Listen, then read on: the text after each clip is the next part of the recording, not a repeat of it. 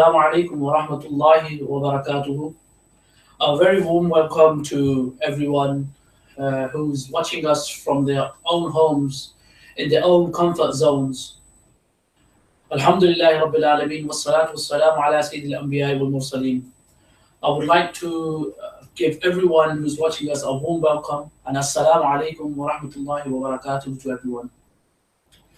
It is with great pleasure that I sit here again this year, and I have the honor of going through the Hajj seminar with the blessed people of Allah, who Allah subhanahu wa ta'ala has chosen them, especially just you guys. He has chosen you guys to visit the holy lands of Makkah al-Mukarramah and Madinah al-Munawwarah. Allah subhanahu wa ta'ala, you gotta remember, has blessed you, just you, who's going on Hajj this year. So this journey is not a journey that we normally make to work on a holiday or to any places, holy places we visit like Palestine. I'm sure people have visited Iraq, or any other holiday that we go on to. This is, believe me, a very special journey for yourselves and for everyone who will be taking out this Hajj journey from all over the world. Many people who are going with us have made a life-saving savings to go on Hajj. For some people, it was just a few £1,000s and booking and going on Hajj. And for some people, they had to sell their properties to go on Hajj. So it's a special journey for every single person who's going on Hajj this year with us and all over the world. So you have to count yourself lucky that Allah subhanahu wa ta'ala has blessed you and us to be going on to this, embarking on this special journey. So this special journey is just an amazing journey. So you've got to realize the essence and the importance of this journey that Allah subhanahu wa ta'ala has blessed us with.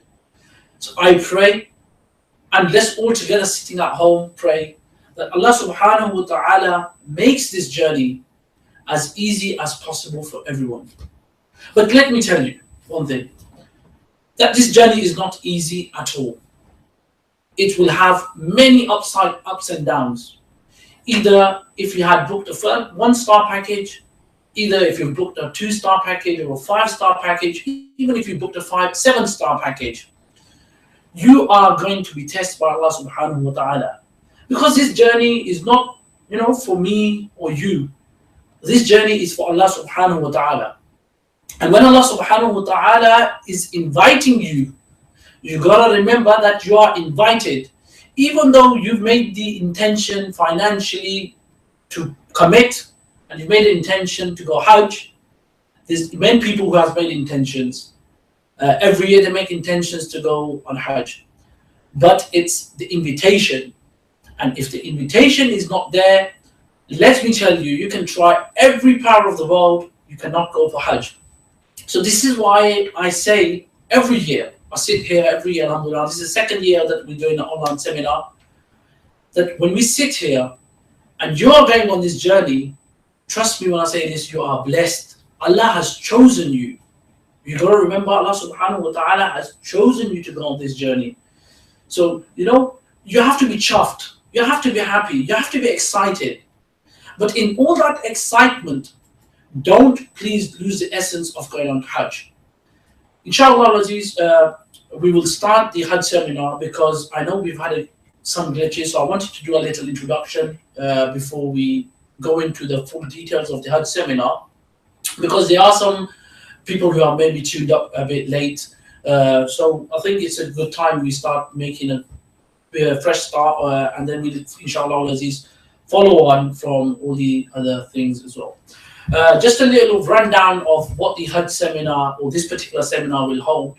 Inshallah, Aziz, we've just been through an introduction. I will run through the package, what package you're on, and the details of the whole package. Inshallah, Aziz, then we'll come on to the meeting up point, where we're meeting up. Then we'll touch bases on Dubai, when we're going to stop over in Dubai. And then from there on, inshallah, Aziz, we will talk about the Hajj Terminal, how we're going to land when we're going to land into Jeddah Airport, how we have to manage ourselves, how we have to organize ourselves. These are the main things that we will be talking about today.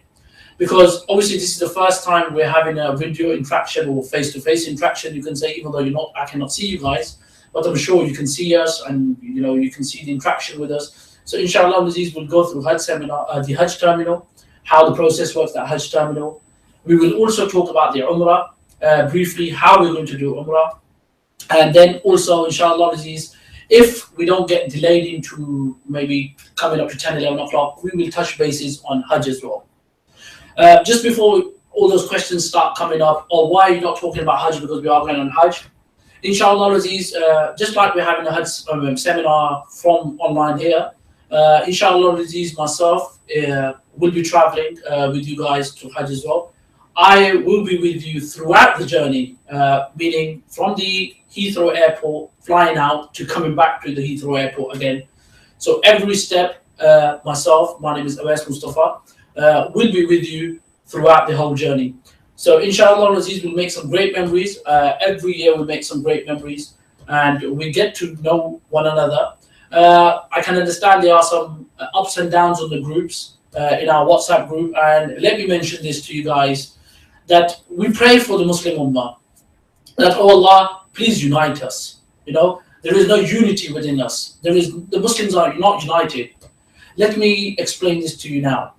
This is your chance. This is, as a person, to prove that we can be united. And we have to be united amongst ourselves, from within the group. There's, alhamdulillah, 124 passengers with us who are flying. So we are a small group, and this is the best time to show unity amongst 124 people. Inshallah, Aziz, you will see a bigger crowd when you get into Makkah and Medina and Arafat and Muzdalifah, and this is entirely up to you how you get united with them. But I will request you guys that this is the best opportunity for us Muslims to be united. And alhamdulillah, every year, from our group or through our group of Hajis, they get so united that they become friends for life. And I'm going to tell you this now as well. Inshallah, Aziz, you will see that when you will return back from your journey from Hajj, that you will be united. You will be inviting one another to their houses for dinners, and you don't even know who's going at the moment on Hajj. But trust me, once you will fly out there, you will see people from within your area. You maybe see people from up north, as in Glasgow, from down south to London, and then this is where your connection becomes, and this is how you become united. So I understand the ups and downs on the group, and let me go through this before. It's because we cannot restrict what kind of people from age gaps, from backgrounds, what background people come from, what nationality people can join us. But alhamdulillah, every year we have people from all over the country, from different backgrounds, come and join us. And it's an amazing experience, because you get to know one another's culture, you get to know one another, you help one another. There's no words for it, and the more I talk about it, the longer I can talk about it. I mean, I can go into this for 3-4 hours. But inshallah, is cutting it short, that this is the best journey, and this is the best time for us people to become united. There are people from different ages. We have people in the ages of 60, and like myself, young as 20, in the early 20s, or the late 20s, you could say. So the way of thought differs. The way we think of things is different. The way I say something and processes in someone else's mind is different. So therefore, we have to be patient. Alhamdulillah, this is one of the best things that I've learned through my Hajj journeys is patience. And I've learned patience, how to deal with people, because everyone has different thought processes, and it takes time. Some people ask the same question again and again and again, and we have to answer them, and we have the patience to answer them as well. But you, as fellow Hajj or part of the group, please don't get annoyed. Oh, this person asked the same stupid question. They have to ask us those questions, because sometimes you explain a answer to someone, you tell someone explain a situation to them, but they don't understand. So it takes 2 to 3 times for them to understand. So cutting it short, I hope and I pray that everyone will be patient with us, with one another, even amongst your family members. If you're going with your brothers, if you're going with your wives, if you're going with your uncles or your aunts, I'm sure you will be patient with one another. Alhamdulillah, Noori Travels has been serving the Hujjaj since 2006. So we've been operating since 11 years. And we're a family-run business. And when you are traveling with us, and this is why people have recommended you to us, or this is why maybe you've stumbled across us at the moment, but maybe when you've stumbled across us, you've kind of done some research to say, who is Noori Travels? So just a little bit background that we are a family-run business. Therefore, we don't treat you as just a Hujjaj. You're part of our family now. And Alhamdulillah, as I mentioned, this is why everyone comes to one another's family, because we ask everyone to treat one another as a family. This is when you will enjoy Hajj. Let me bring your attention to what Allah subhanahu wa ta'ala says, that an Hajj, which is an accepted Hajj, you will, an accepted Hajj that you is what as if you are born out of your mother's womb. So how is your Hajj going to get accepted? Your Hajj is going to get accepted, but obviously by following all the arkans of Hajj. For example, wearing the ihram, going for tawaf, sa'i, going to Makkah, Mina, Arafat, Muzdalifah, and doing the qurbani and shaving your head, and then doing tawaf al-wida. These are the basic things that we have to do in order for a completed Hajj. But we don't know if Allah subhanahu wa ta'ala has accepted that Hajj of ours. No, we don't know. We can't say our Hajj has been accepted. Yes, we will come back and everyone's going to congratulate us on the day of Arafat, Hajj Mabrur. We will congratulate one another. But we don't know if our Hajj is accepted. So but these are the little things that we have to do, which I believe as a human being, that if you would carry out these good gestures along your journey, have patience, not have a go at someone, keep it calm, keep it cool. These are one of the things that I believe is on the way of accepting your Hajj. Inshallah, Allah subhanahu wa ta'ala will see your personality as well, and it will make a difference in accepting your Hajj. For example, maybe there's an old lady in our group who's struggling to walk, and a brother comes and pushes her chair. That dua the mother is going to give to him maybe is the way his Hajj is going to be accepted. Even though you're going to do your tawaf, sa'i, as I mentioned before, but we don't know which act of ours Allah subhanahu wa ta'ala will like and will accept our Hajj, inshallah. So I pray that everyone stays united. I pray that everyone has the patience. This is one thing that I'm sure if you've visited or you've been to your local Hajj seminars in your areas, most of the imams and everyone mentions that you're going to have patience. If you have patience, believe me or not, your Hajj will become so easy because we have laid out all the possible things that you would need in order for you to complete your Hajj. I will just now move on to the package, which the things that are included in this, and what's included in the package or not. I believe, just to mention that there's only a few of us who are going with us are on a 5-star package.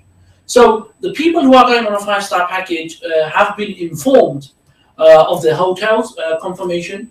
However, the rest of the group, the full completely group, is flying out together, and they're flying back together as well.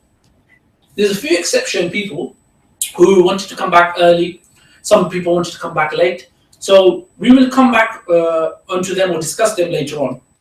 For the time being, I will just give a universal overlay of how everyone is going to be traveling and all the basic things that you need to know in Makkah, inshallah, and in the Hajj Terminal as well.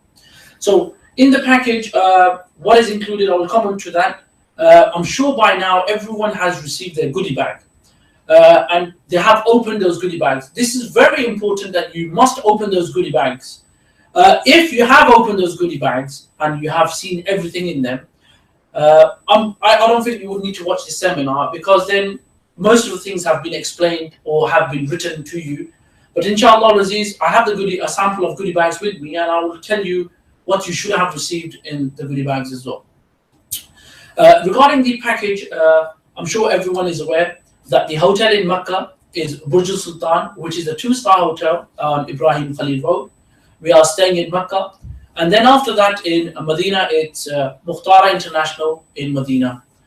And overall, I will inshallah run through the whole package from time to time. So I would first like to start off from our journey from Heathrow Airport, and then I will give you a brief description of how things are going to work and lay out at the terminal. Inshallah Aziz, my suggested time, or our suggested time to meet up at the Heathrow Airport at Terminal 3, our flight is from, which is Etihad Emirates Airline. We are flying from Terminal 3, and the meetup time I would suggest is 8 a.m. Our flight is at 11:20 a.m. from Heathrow. So you yourself would need to calculate the amount of time you will need to get to the airport. But my recommendation time is at 8 a.m. We have already allocated your seats for you. And the reason of allocating your seats is because we know which family member is with you. So we have tried our best to make sure you are seated together. We are, inshallah Aziz, closer to time, meaning i.e. 24 hours before you fly out, we will be able to check you online. So inshallah Aziz, we will check you online, so you will save time standing in the queues at the Heathrow Terminal. Where do we meet up at the Heathrow Terminal? I've been told it's Zone C.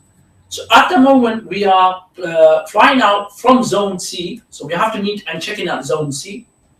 Where exactly in Zone C we have to meet up, inshallah Aziz, once I get there and we find out where the counter is, which counter is for Emirates Airline, we will send you a picture on WhatsApp to say this is the right time or the right place to meet. Inshallah Aziz, we will have our own table set up at the terminal as well, at the Heathrow Terminal.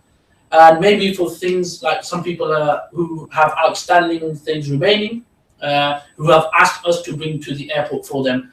But there's not many of you guys who have asked us for the airport. Everyone has received everything that they should have received in the post. There is a few things for those families who booked at the very last minute. So they are yet to receive their parcels, but inshallah by Monday, Tuesday, they will receive the parcels. And obviously everyone by now has the passports as well. So as I mentioned, inshallah Aziz, I will recap as I go along as well. So for those who kind of forget, is the time to meet is at 8 a.m.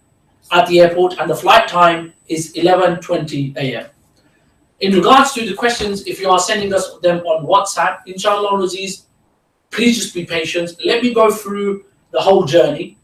And inshallah Aziz, once you have once I finish the seminar, I will read everyone's questions and then we'll go through everyone's questions together. I know most of the people are going to be asking questions when the flight is, what time we're flying out. Inshallah Aziz, trust me, once I'm finished or once I stop talking, you will have all the details that you need. Maybe if I forget something, then I will pick up on those questions and then I'll answer your questions as well on that. Now, as I mentioned, 11:20 is the flight from Heathrow Airport to Dubai. Dubai will land at 12:20 a.m. So it's going to be in the early morning. And then we are taking off from Dubai at 2:45 a.m. So it's a night time. So we're landing in Dubai at night at 12:20 a.m. And then we're taking off at 2:45 a.m. Now, this is where the most questions are going to be flowing in WhatsApp, which I can see going further down, is what do we do with our ihram? Because you got to remember that you are going for Umrah first. Now, there's two types of Hajj that you can do. One is Hajj Terminal, and one is the longest Hajj that you can do. And this is entirely up to you which Hajj you're going to do. The Hajj we are going to do is, we're going to do Umrah first. Then after Umrah, we are going to shave our heads off. And then we're going to come out our ihram. And then we will do wear our ihram again before Hajj. But this is something that we will discuss when we get into Jeddah, Makkah hotel. For the time being, we are just going to discuss the journey that we have and we have to complete, because this, believe it or not, there's two difficult days for me personally in the 5 to 6 years that I find. The difficult journey is this particular day when we're going to fly out, because we have a lot of tiredness and then we have to do Umrah. That first day in Makkah is very difficult, and the day of Eid is very difficult when we have to do a lot of walking, which I will come on to. If we can complete these 2 days nice and easily, then believe me or not, Hajj is very easy.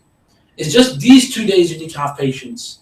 It's just these 2 days you need to be really strong mentally and physically as well. So hopefully I would recommend people that you must be having all family gatherings, people must be inviting you for dinners. Last 2 days, stop those gatherings, take as much rest as possible. You should have packed already by now, because you're going to fly out anyway. So you should have started packing. We send a list of things that you need. If you're unsure, inshallah, you can just ping us on WhatsApp and then we'll reply to that as well. Now, as I mentioned, we are taking off from Dubai. Now, there's 2 options that I will give you, and every time, because you've got to remember this is your Hajj, we will give you options and you will decide what you want to do. We will tell you the easiest path, and then this is entirely up to you, that you need to make the decision which path you're going to take or which decision you're going to take. So here it comes regarding ihram for the men's. Ladies obviously will wear the normal clothing and they will be wearing a scarf, they will be wearing normal clothing, and ladies can obviously wear the shoes or socks, whatever they're going to wear, and that's their ihram for them. They don't have to make the intention. Once you make the intention of doing Umrah, that's when the conditions apply to you for Umrah or wearing an ihram. So, for example, ladies will be wearing the clothes from home, they haven't made the intention.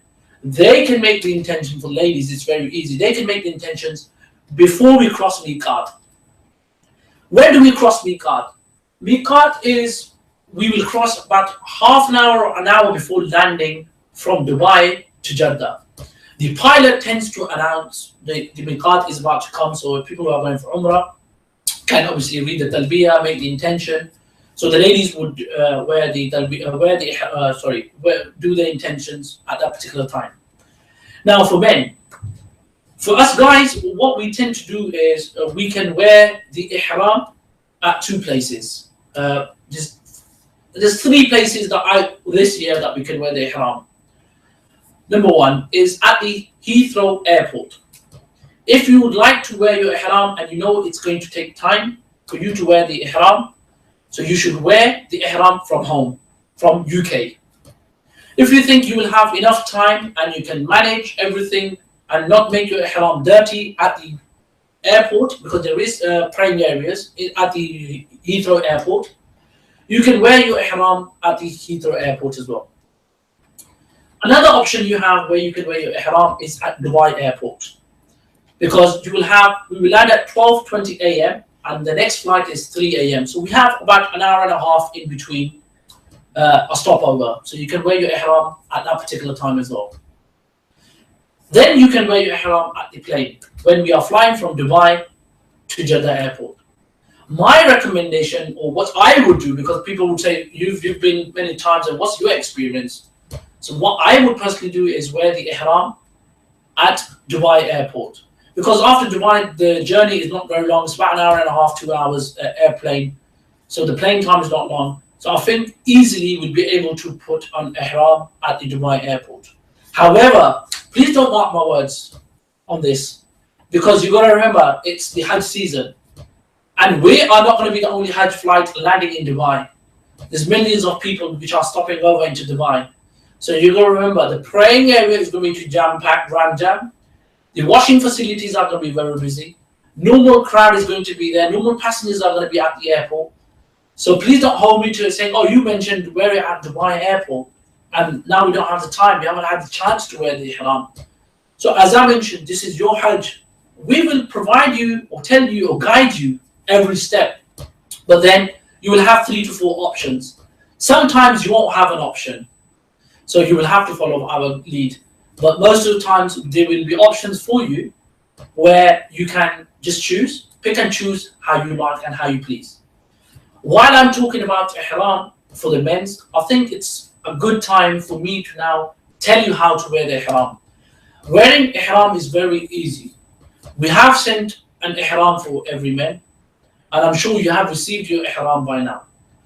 In regards to, some people might have this question is, how many ihram should we take with us? This is entirely up to you, because some people have illnesses, some people might not be as careful as other people, as I mentioned again, because of age differences.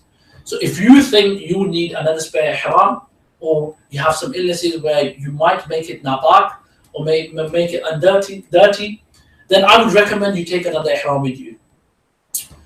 Let me remind you that, please, if you are wearing your ihram in Dubai airport, you have to hand carry it.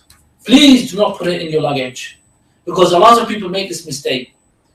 So your ihram has to be in your hand luggage, your slippers have to be in your hand luggage, your belt has to be in your hand luggage, and anything other, or your medications have to be in your hand luggage as well. So please, please, please, for the gents especially, remember you have to have your ihram in your hand.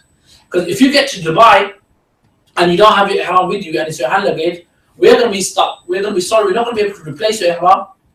And even at Dubai airport, I don't think there's any shops that would sell the ihram as well. So while we are now on to the topic of ihram, inshallah, I was planning to bring this at the end of the seminar, but now we're talking about it, so we will go through how to wear ihram as well. This obviously ihram is for ladies only, which we have sent out for you. This is for the ladies ihram. If you haven't received your ihram yet, inshallah Aziz, by Monday, Tuesday, by latest, you would have received your ihram in the post. If you haven't received it by Tuesday, please do let us know. Once the guys are okay, I would also recommend that you guys who have received the ihram, or everyone has received the men's ihram, please start practicing wearing ihram. And I'm not saying this because this is for newcomers, obviously, who are going for the first time. If you have been to Umrah and Hajj before, then obviously you don't need to practice wearing ihram. But this is for people who are going for the first time in their life, and how to wear the ihram. It is a bit difficult for those who are wearing it for the first time, but everyone has, again, their own ways of wearing the ihram. There is 2 ways that you can wear your ihram, but I will tell you how I would wear my ihram, and inshallah then we'll move on from there on. So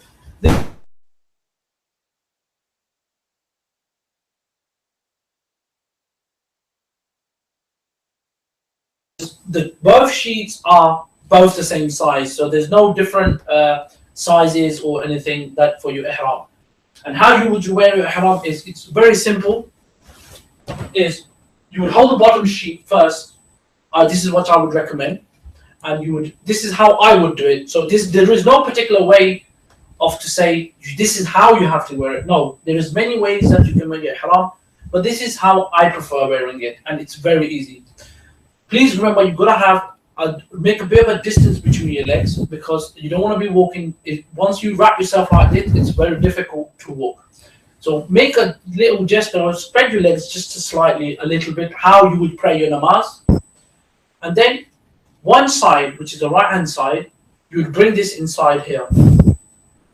Once this is tucked in here, the ihram height has to be above your toes. So you've got to remember, you're going to have above your ankles. I would obviously help you guys out at the terminal as well if you would need help. We'll be there on hand to help you. And then once this is gone in, this side of the ihram is gone in, then the rest is just very easy. You bring this other side, you fold it this way once, and then the spare, you can do another fold. Once you have done this, you have to fold your ihram like this. We have provided you a belt, which obviously everyone has. In this belt, you can put your phone, you can put your money in there. I would recommend everyone to carry some cash.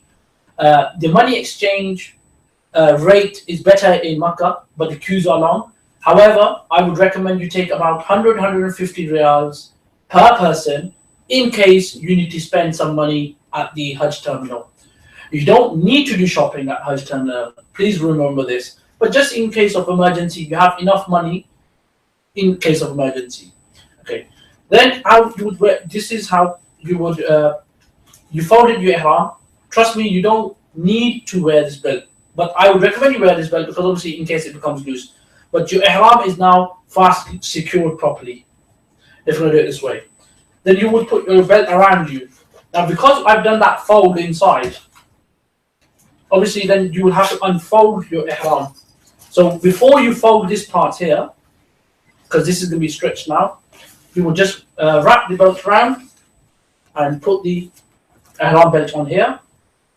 You will secure your belt here, and then you would fold this again on top of this. And this is your belt fastened and secured your ihram. Trust me, your ihram will not fall if you're going to do it the way I've done it. Or some people do it the traditional way, and you can do it that way. There is no restriction of how you wear your ihram. As long as you are not wearing your ihram higher like this, above your knees, you have to cover your satar. Your satar is your belly button to your knees. So please remember this has to be covered, because there's many people who I've seen in the past, they wear it like a skirt, and it is very distasteful to see the legs, and obviously for the non-mahram as well. So please make sure that you wear your bottom part of ihram like this. The next part is wearing the above sheet, or the other part of the sheet, which is here in my hand, the ihram. And again, this is just simple as wearing a blanket or a chadar, as they say. All you gotta do is, for the time being,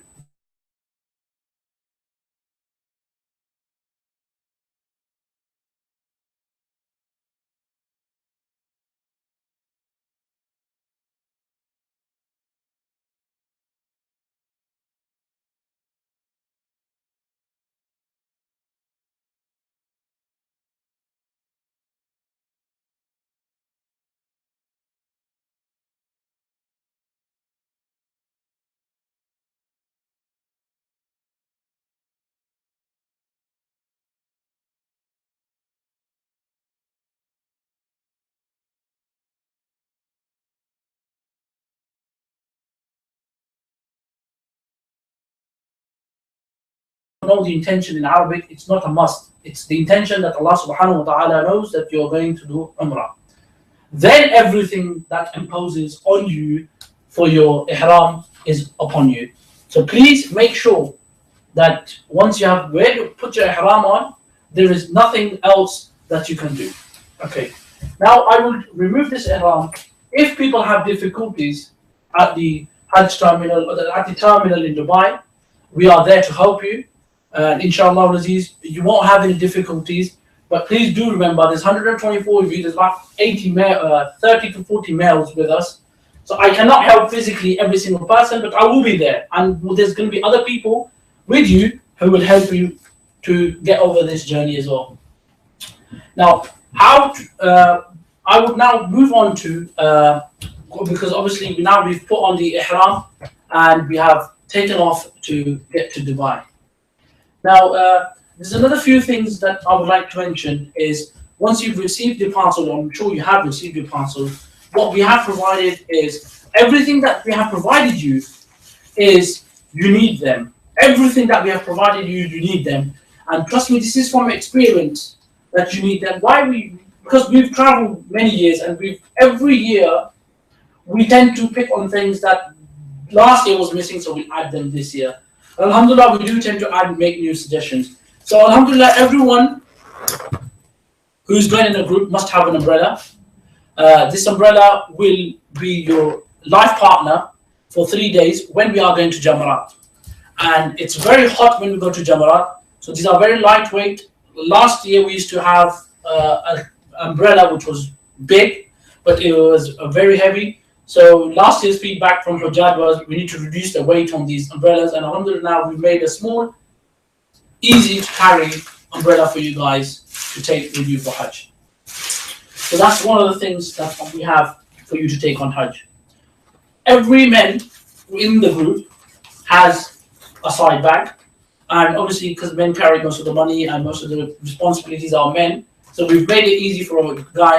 We've given a messenger bag to every guy in the group, or the group leader, you could say, of your family, with a messenger bag. Obviously, you can carry your money in here, you can carry your phones, you can carry your your stones in here as well, if you need to. The next thing we have also given you is a phone cover. This you can put in the back of your phone. It's like a sticker. It's just how it will be helpful for you to carry the hotel card in case you get lost, your debit cards, or your hotel cards in Medina, if they're going to provide us with hotel cards this year. So that's another handy thing as well. We have already provided you with pens, and trust me, this has no cost to us and no meaning to you, but it becomes very helpful when we land at Jeddah airport, because we need to fill arrival cards, and then everyone is asking for a pen.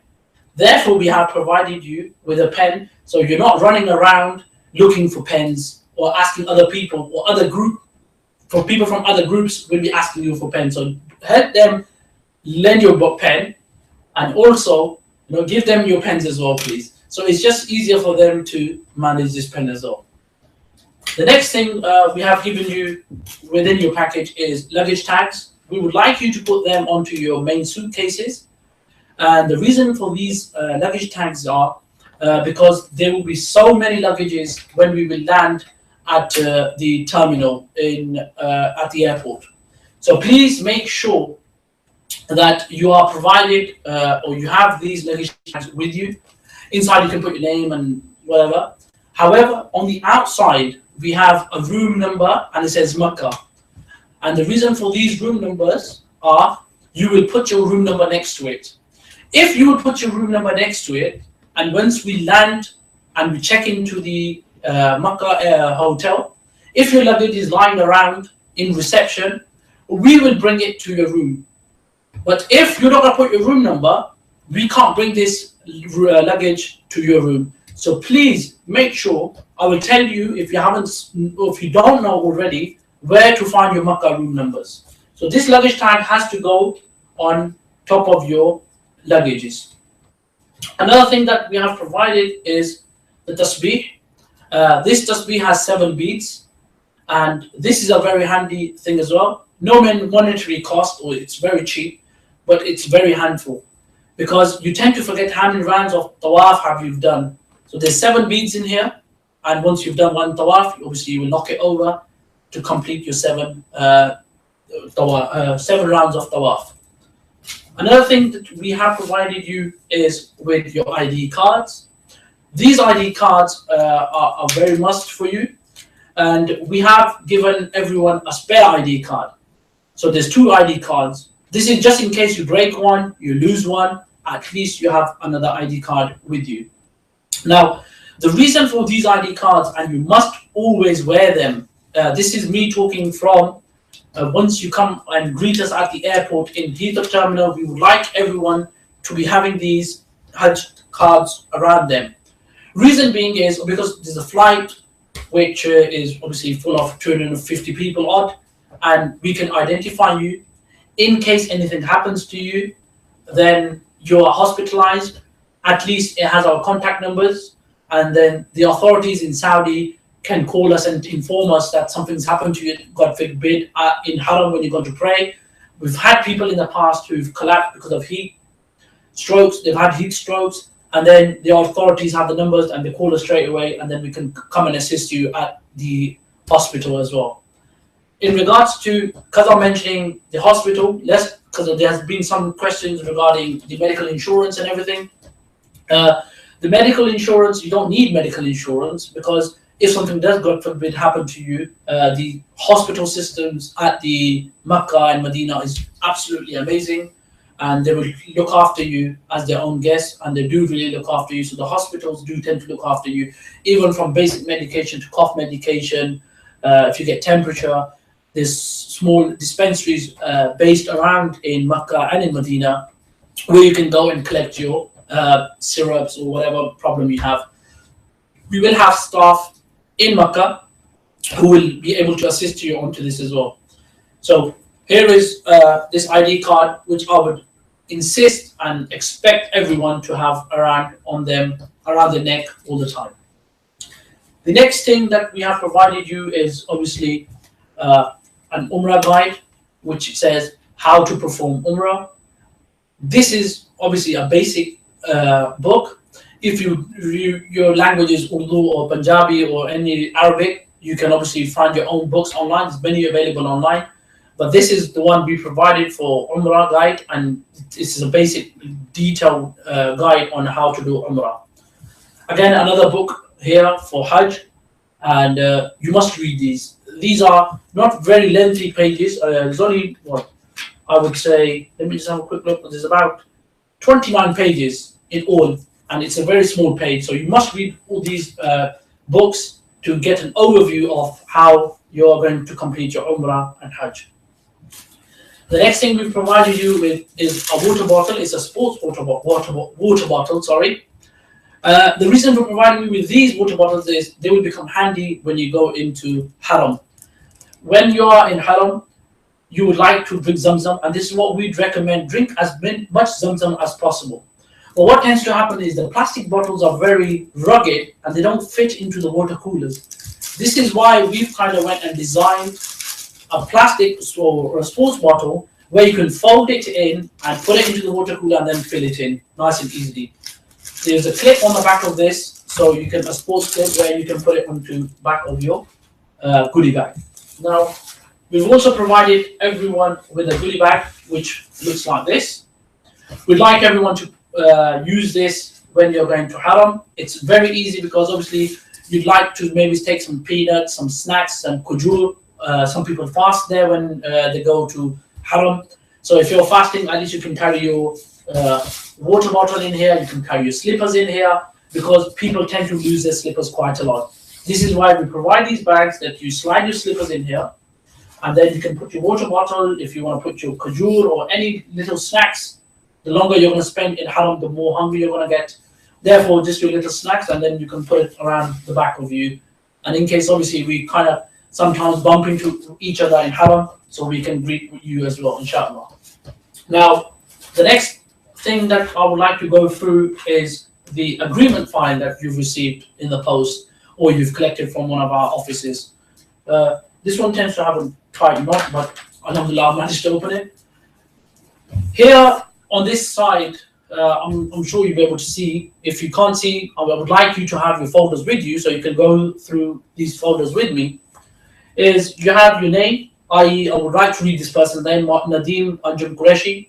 But next to that, Nadeem Anjum Qureshi, there's a serial number. I would like, and we would like you to remember these numbers. These numbers are very important for you. So you must remember these numbers, because we won't have the time to be shouting out or calling every single person's name. Because when I will come onto this at the terminal process, we would have to collect everyone's passport.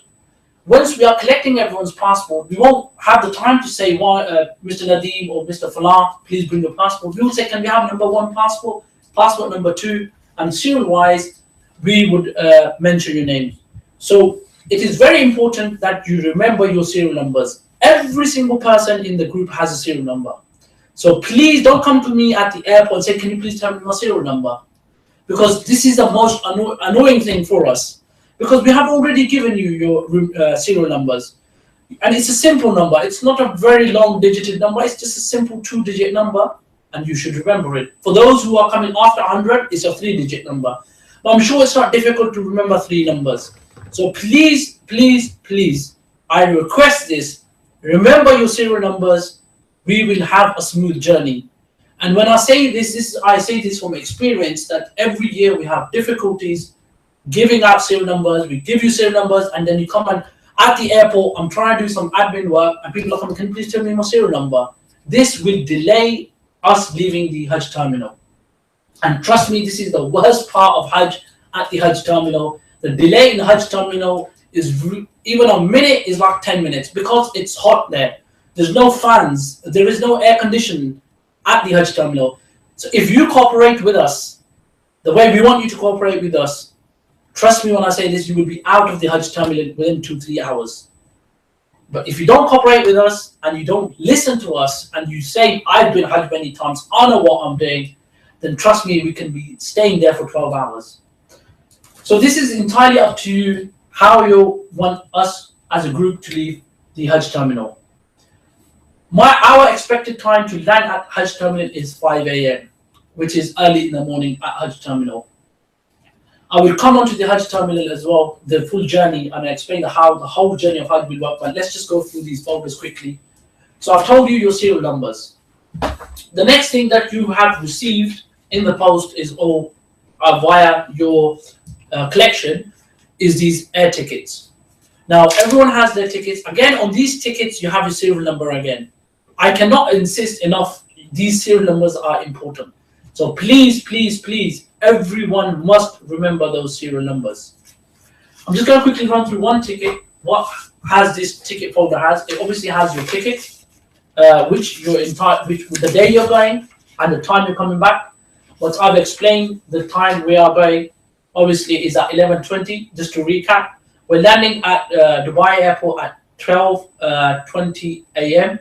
in the morning, and then we're leaving at 2:45 a.m. from Dubai at Dubai time, and we're landing at 5 a.m. at Hajj Terminal. It's saying 4:50, but by the time Hajj flights get delayed by 10, 15, 20 minutes because of the rush at the airport and the taxiing and everything, we're expecting to be at the Hajj Terminal at 5 a.m. Now, when you land at Hajj Terminal, let me put your standards and tell you the truth. This terminal is not like any other airport. If you've been to Pakistan, you've been to India, you've been to many countries, you've flown out from UK. Hajj Terminal, it's a very big airport, however, a terminal, but with a very slow process. And the reason being is they have at one time at least 500,000 people landing at this terminal. So you've got to understand and you've got to learn and you've got to have the patience that they don't want to treat you like a cattle. It is, people say the airport is like an animal cattle place because there's so many cattle there. However, they don't want to treat you like one. So this is why they make you wait at separate sections, which I will come on to later on anyway. Let me finish off just quickly with these documents. We have already given you a photocopy of your passport. We have already made a photocopy of your visa and given you, and every single person has one. If you say you didn't give us one, that means you've lost it, because we double check that every single person has a photocopy of the visa and a photocopy of the passport. And the reason being you have this is you need this. So don't leave this at home. Travel with this. When you will get a SIM card, or when you would go to get a SIM card from one of the telecom services, they will ask you for your passport copy. They will ask you for your visa copy. And the reason you won't have your passports is because the authorities in Saudi Arabia take your passports away. Therefore, we have organized this for you beforehand, and we have given you, and you don't have to do any photocopying or any scanning. We have already done this for you. Because I've just touched on the topic of SIM cards, let's just clear the air out on SIM cards. We used to provide SIM cards in the past 3 to 4 years to everyone. And the reason we used to provide you with SIM cards was because it was a very easy process to just have a SIM card and assign it to one of the Hujjaj. But due to security reasons, the Saudi government has made it more difficult for us to get SIM cards. And every SIM card has to have a fingerprint on it. Every SIM card has to be registered with your visa number. And we have to physically be there for this to happen. Therefore, from the past year, we have stopped providing SIM cards in that aspect because it's very difficult to get a SIM card and provide a SIM card to the Hujjaj. And I understand when everyone gets there, they are just worried to death that they want to contact their family, they want to inform their family that we've arrived here safely. So therefore, this year, we have stopped providing SIM cards for this reason only, because there's 124 of you and they start saying, where's a SIM card, where's a SIM card? It's very difficult for us to provide a SIM card. Even the telecom services are jam-packed. The queues are long as 3 hours, and it's difficult to get a SIM card. So what I would recommend everyone, because we're talking on the topic of a SIM card, take a mobile phone, a smartphone if possible, and everyone has a smartphone these days anyway. It has to be unlocked. So please, if you're on a contract with O2 or whatever contract you have, call them up and say, is my phone unlocked? If they say it's not unlocked, you can ask them for you to unlock it, and it takes about 24 hours or 48 hours for your phone to be unlocked. If you bought your phone from the shops, it's going to be unlocked already. Or if you would like, you can buy one of those cheap 15, 20 pound Nokia phones and put a SIM card in there. And it's entirely up to you how you want to process. There is Wi-Fi available at the Burj Sultan. Inshallah, Aziz, we'll give you the Wi-Fi password before you fly out. And once you get there, obviously you can use your Wi-Fi. So just inform your family as soon as you arrive in Makkah to say, we've arrived safely. We'll get a SIM card and then we'll talk to you. So that's that process done of your tickets and your visa and your passports. As I mentioned earlier on regarding your check-ins, we can't check you in right now. It's going to be 24 hours or 48 hours before we fly out. So therefore, inshallah, we'll check in everyone because we have your passport details, and it'll make life easier for you because you won't have to stand in the long queues where people have not checked in. You'll go through a priority queue where people have checked in, inshallah. If obviously Emirates is providing that facility on that particular day. We will bring your pages of checked in, your boarding passes with us at the airport. This is when you would tell us, can I have number 1 or I'm number 2, number 3? This is why I'm asking you, as already mentioned, that you need to remember the serial numbers. Because if you tell us, can I have Javed Akhtar, we'll have to look through the whole list to find Javed Akhtar. We don't know which list he's going to be on. So if you just tell us, can I have number 2, number 3, number 4, whatever your serial numbers are, we'll be able to provide you your boarding pass instantly to you. I'll just quickly move on to the rest of the folder. What's inside these documentation, which obviously was this folder here. Everything is in this folder, which is your agreement folder you have.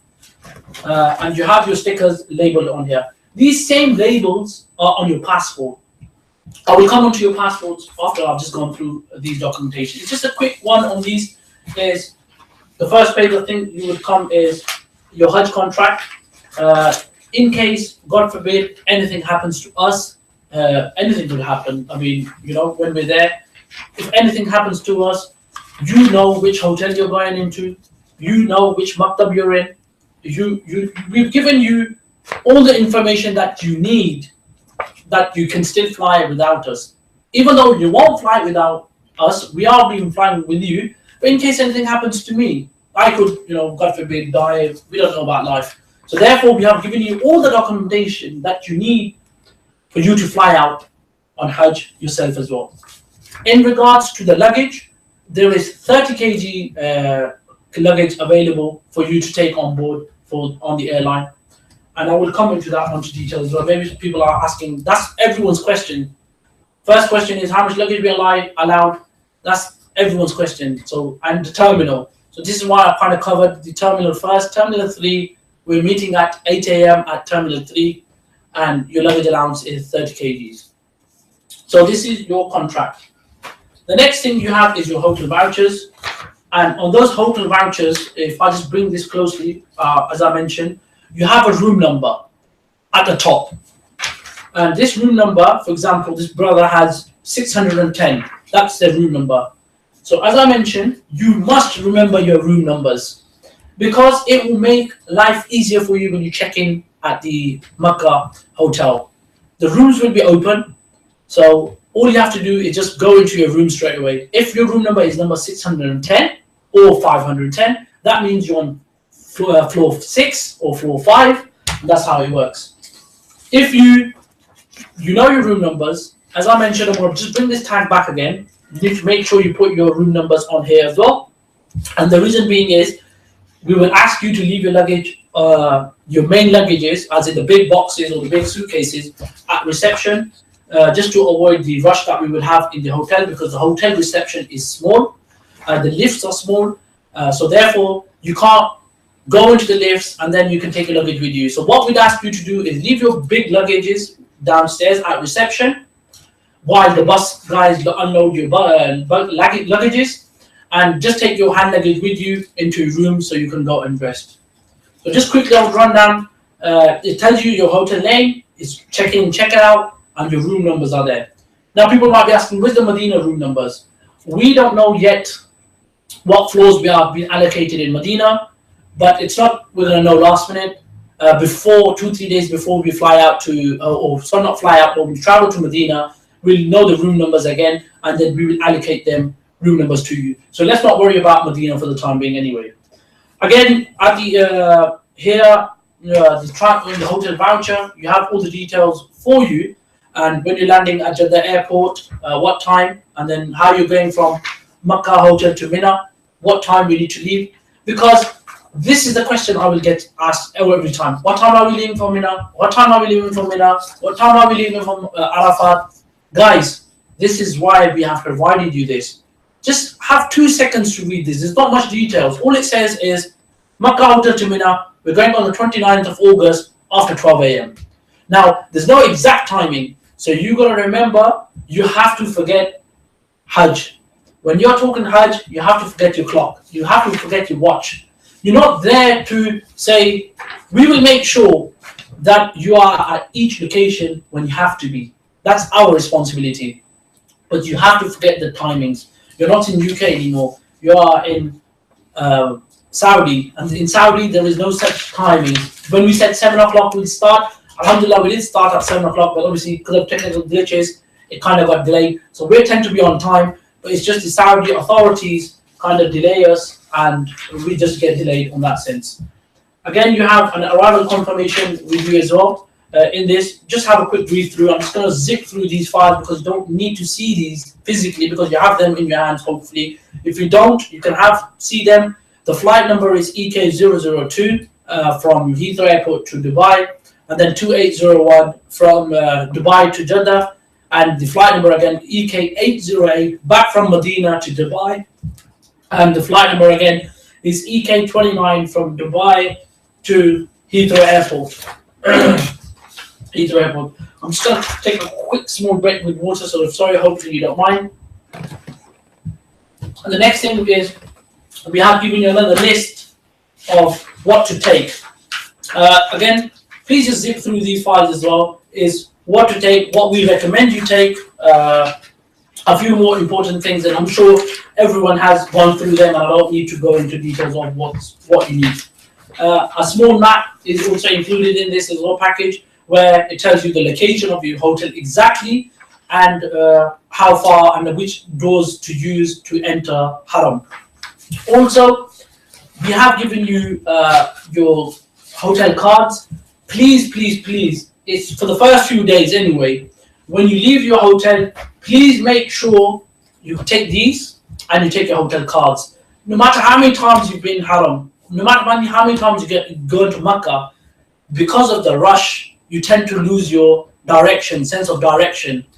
So therefore, once you will have your hotel card, it's easier for you to ask someone for directions, and they will be able to help you. However, our hotel location is very near.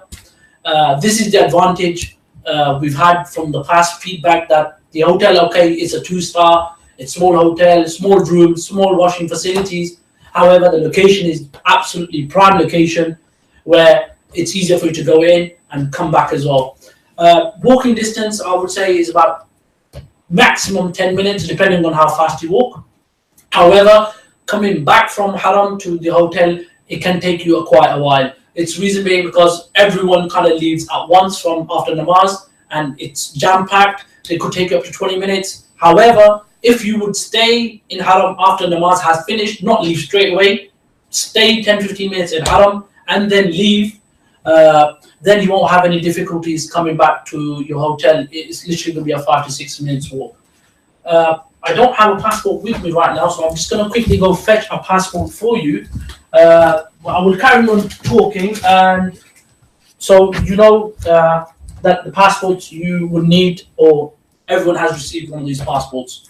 If you haven't, as I mentioned, I have a few 4 or 5 passports from my family, which they need to come obviously collect, or we're going to post out tomorrow. So don't worry, they have got the visas. On your passports, again, I would like to mention you have a serial number. I cannot make the emphasis on this enough. Please remember your serial number. It's just so easy for us and for yourself as well. You have your serial number. Do not take this off. You have a cover on your passport with our company. do not take this off. You have a visa card, i.e. where it says your visa is here, and obviously that's where your visa is pasted. The reason of having this is it smoothens the journey of the counter in check-in when the guys at the airport are checking, or when the immigration is stamping your visa. They don't have to flick through 4, 5 pages or 20 pages, because people who travel a lot, they have Saudi visas everywhere, and finding the right visa is difficult for them. I mean, it's time consuming, you see. Even 30 seconds make a lot of difference there. So we try to eliminate it. We have tried to eliminate everything as smooth, make it as smooth as possible. So therefore, we have put a bookmark on your visa, so it's easier for the immigration guys and when the airport guys are checking in, and even for us when we're going to be arranging buses to show them your visa, because it's going to be a Hajj draft that they're going to stick on here. So just to make life easier for us. So please do not remove these bookmarks. Everything that we have provided you is there for a reason. Again, on the front you have a label, or a label for you where it says your name and the passport number 67. This is for our own purposes, but please don't take these off. I cannot mention this enough. Okay, so this is the whole process, or the whole parcels, or the whole process that we would have provided you, all the facilities we've provided you to go through. Now, if you haven't received any of these items, please let us know via WhatsApp. I can see my WhatsApp is just with loads of messages. Inshallah, Aziz, we will go through those messages as well. I think but before we go into your WhatsApp messages, we would go on a break as well, because obviously I've been talking for an hour and 15 minutes or 20 minutes, and I guess you're getting maybe syncing in all that information is very difficult as well. So, but however, I would stop after another 10-15 minutes, and then maybe you can grab yourself a cup of coffee or a drink yourself. And the reason being is because the next step that we need to discuss is going to be a longer process. So I would like everyone to be more focused onto this as well. So I think it's a good time you take a break now. And then inshallah Aziz, we'll be back on again after this short break. And the reason being is because I want to now go from the Dubai airport journey all the way to Makkah. And this journey here is a difficult one because it has a lot of delays. It has a lot of upside downs. It looks like the Saudi government or the Saudi authorities are not organized, but trust me, they are very organized there. But it's just that because of the sheer amount of people at the airport, they just want to move people quickly as possible off the terminal. They want to move people towards Makkah, and sometimes they are pushing you towards the buses to get you out of the. So they have less people because people are just landing. Flights are landing after 30 to 40 seconds. And they want to clear those flights as soon as possible. But what tends to happen is if we are not going to be organized and we're going to be wasting 5 to 6 hours at the airport, trust me, they don't care about us then. If the authorities see us, we are organized as a group, they give us priority and they will help us leave the Hajj Terminal as soon as possible. One good thing in our favor is that we are landing at 5 a.m. So it's not going to be very hot. It's going to be early morning kind of thing. Hopefully our immigration doesn't take longer than expected. If it takes us 3 hours, still will be 7-8 o'clock we'll be at the terminal. So it's not going to be as hot in the afternoon. We've landed at some flights and it gets really hot and it's very difficult. So anyways, inshallah Aziz, we'll take a small break.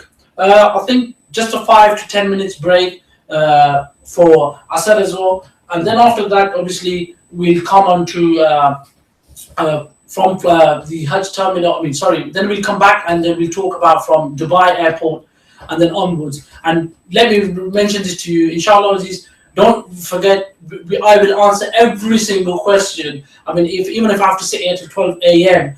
and talk to you guys, we will answer every single question that you've put onto WhatsApp, because I know you've put effort in typing and it's not easy. And inshallah Aziz, we'll see you shortly after a 5 to 10 minute break, inshallah. Assalamu alaikum wa rahmatullahi wa barakatuh. Welcome back. Alhamdulillah, I've catched up on the WhatsApp in the meantime, in the break, and we've had uh, loads of messages. And that means one thing to me anyway, that either something's going good or something's going really bad. So, but I like loads of messages coming through to me, and I love answering every single one question because the questions either is causes a confusion, or the questions are just normally people's general knowledge. So first of all, I would like to apologize on the flight issue because this is the main question, or the frequently most raised question that's coming online. And some of the group members have mentioned as well that it has been cleared on the group, but then I would like to air this apology from my side.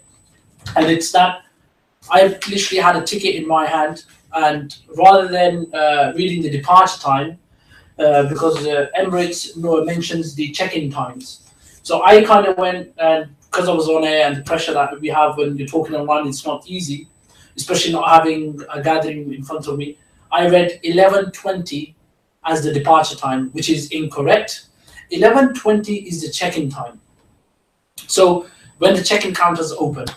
So from now on, I would still recommend that we meet at 11 a.m. And the reason I mentioned we meet at the terminal at 11 a.m., 20 minutes before the check-in opens. So in case anyone has issues. So I, inshallah, myself and the staff with me is going to be at the airport at 11 a.m.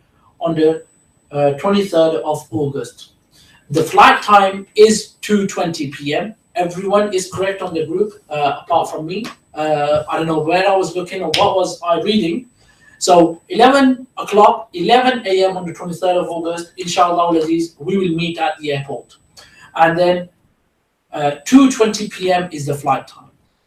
The next question many people are asking, which I have already answered, but then I will answer again. If you look on your flight tickets, it says baggage underneath the Dubai airline and Dubai section, and this is 30 kgs. So per person, you are allowed 30 kgs, one big suitcase which you will check in.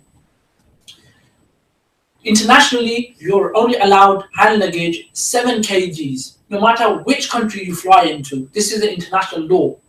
Therefore, 7 kgs you are allowed in your hand luggage, 30 kgs you're allowed to check in, and a 5-liter Zamzam water you will be bringing back from Medina for free. So this is included in the airline facilities.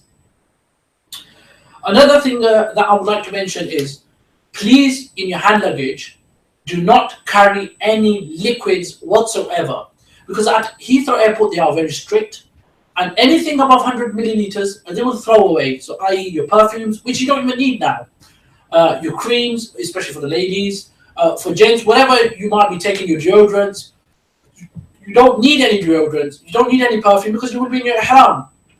So unless you want to lose them at the security area, you're more than welcome to carry them, but we would recommend that you do not take any sort of liquid in your hand luggage. If you want to take your deodorants, your perfumes, put them in your luggage, your main luggage, which is 30 kgs. What to take when you're going to for Hajj? I would recommend you take as less luggage as possible. And the reason for this is you don't want to be carrying luggage from here to Saudi Arabia and then you're going to bring back loads of luggage back as gifts. For men, yeah, there's a lot of thought shops around which you can find nice and easily in around your hotel as well. So this is my recommendation, but then obviously, unless you think otherwise that you need to take a lot of clothes for yourself, I would recommend 3 to 4 suits are more than enough, because we have laundry services available for you in this package as well, which someone has asked me a question and I will answer that as well, because I have a set of questions to be answered right at the end. The reason I've just brought this question up, because obviously it was confusing everyone, so I had to clear the air on this, that we are meeting at the Terminal 3 at 11 a.m. The check-in opens at 11:20 a.m. and our flight is 2:20 p.m.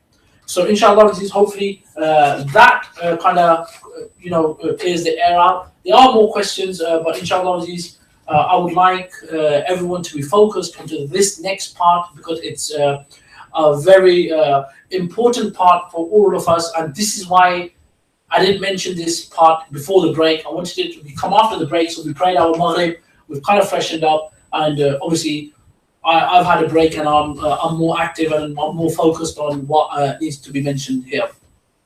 As I mentioned, inshallah Aziz, according to my experience, we will land at the airport at 5 a.m. At the Jeddah Terminal.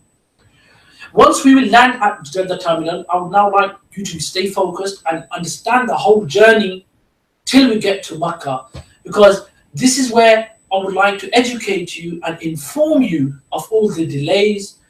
Because what happens is, when we're at the airport, even though in the seminar we go through it in detail, people will still ask me, oh, what's happening next? Why is the delay? Why are we waiting here for? So this is why I'm requesting you just to be switched on for another 15-20 minutes, because I would run through this process as quickly as possible. And then inshallah it will clear any mishaps or miscommunications you've had in your brain, or people have told you. But I'm sure people who you have told that we're going for Hajj, they've informed you already that expect a long delay at Makkah, at the Jeddah airport. So inshallah Aziz, 5 a.m. we will land at the Jeddah terminal, and from what happens from there is that the business people who are on business visa, i.e. the people who are not on Hajj visa, will be disembark the plane, and they will be taken off the plane.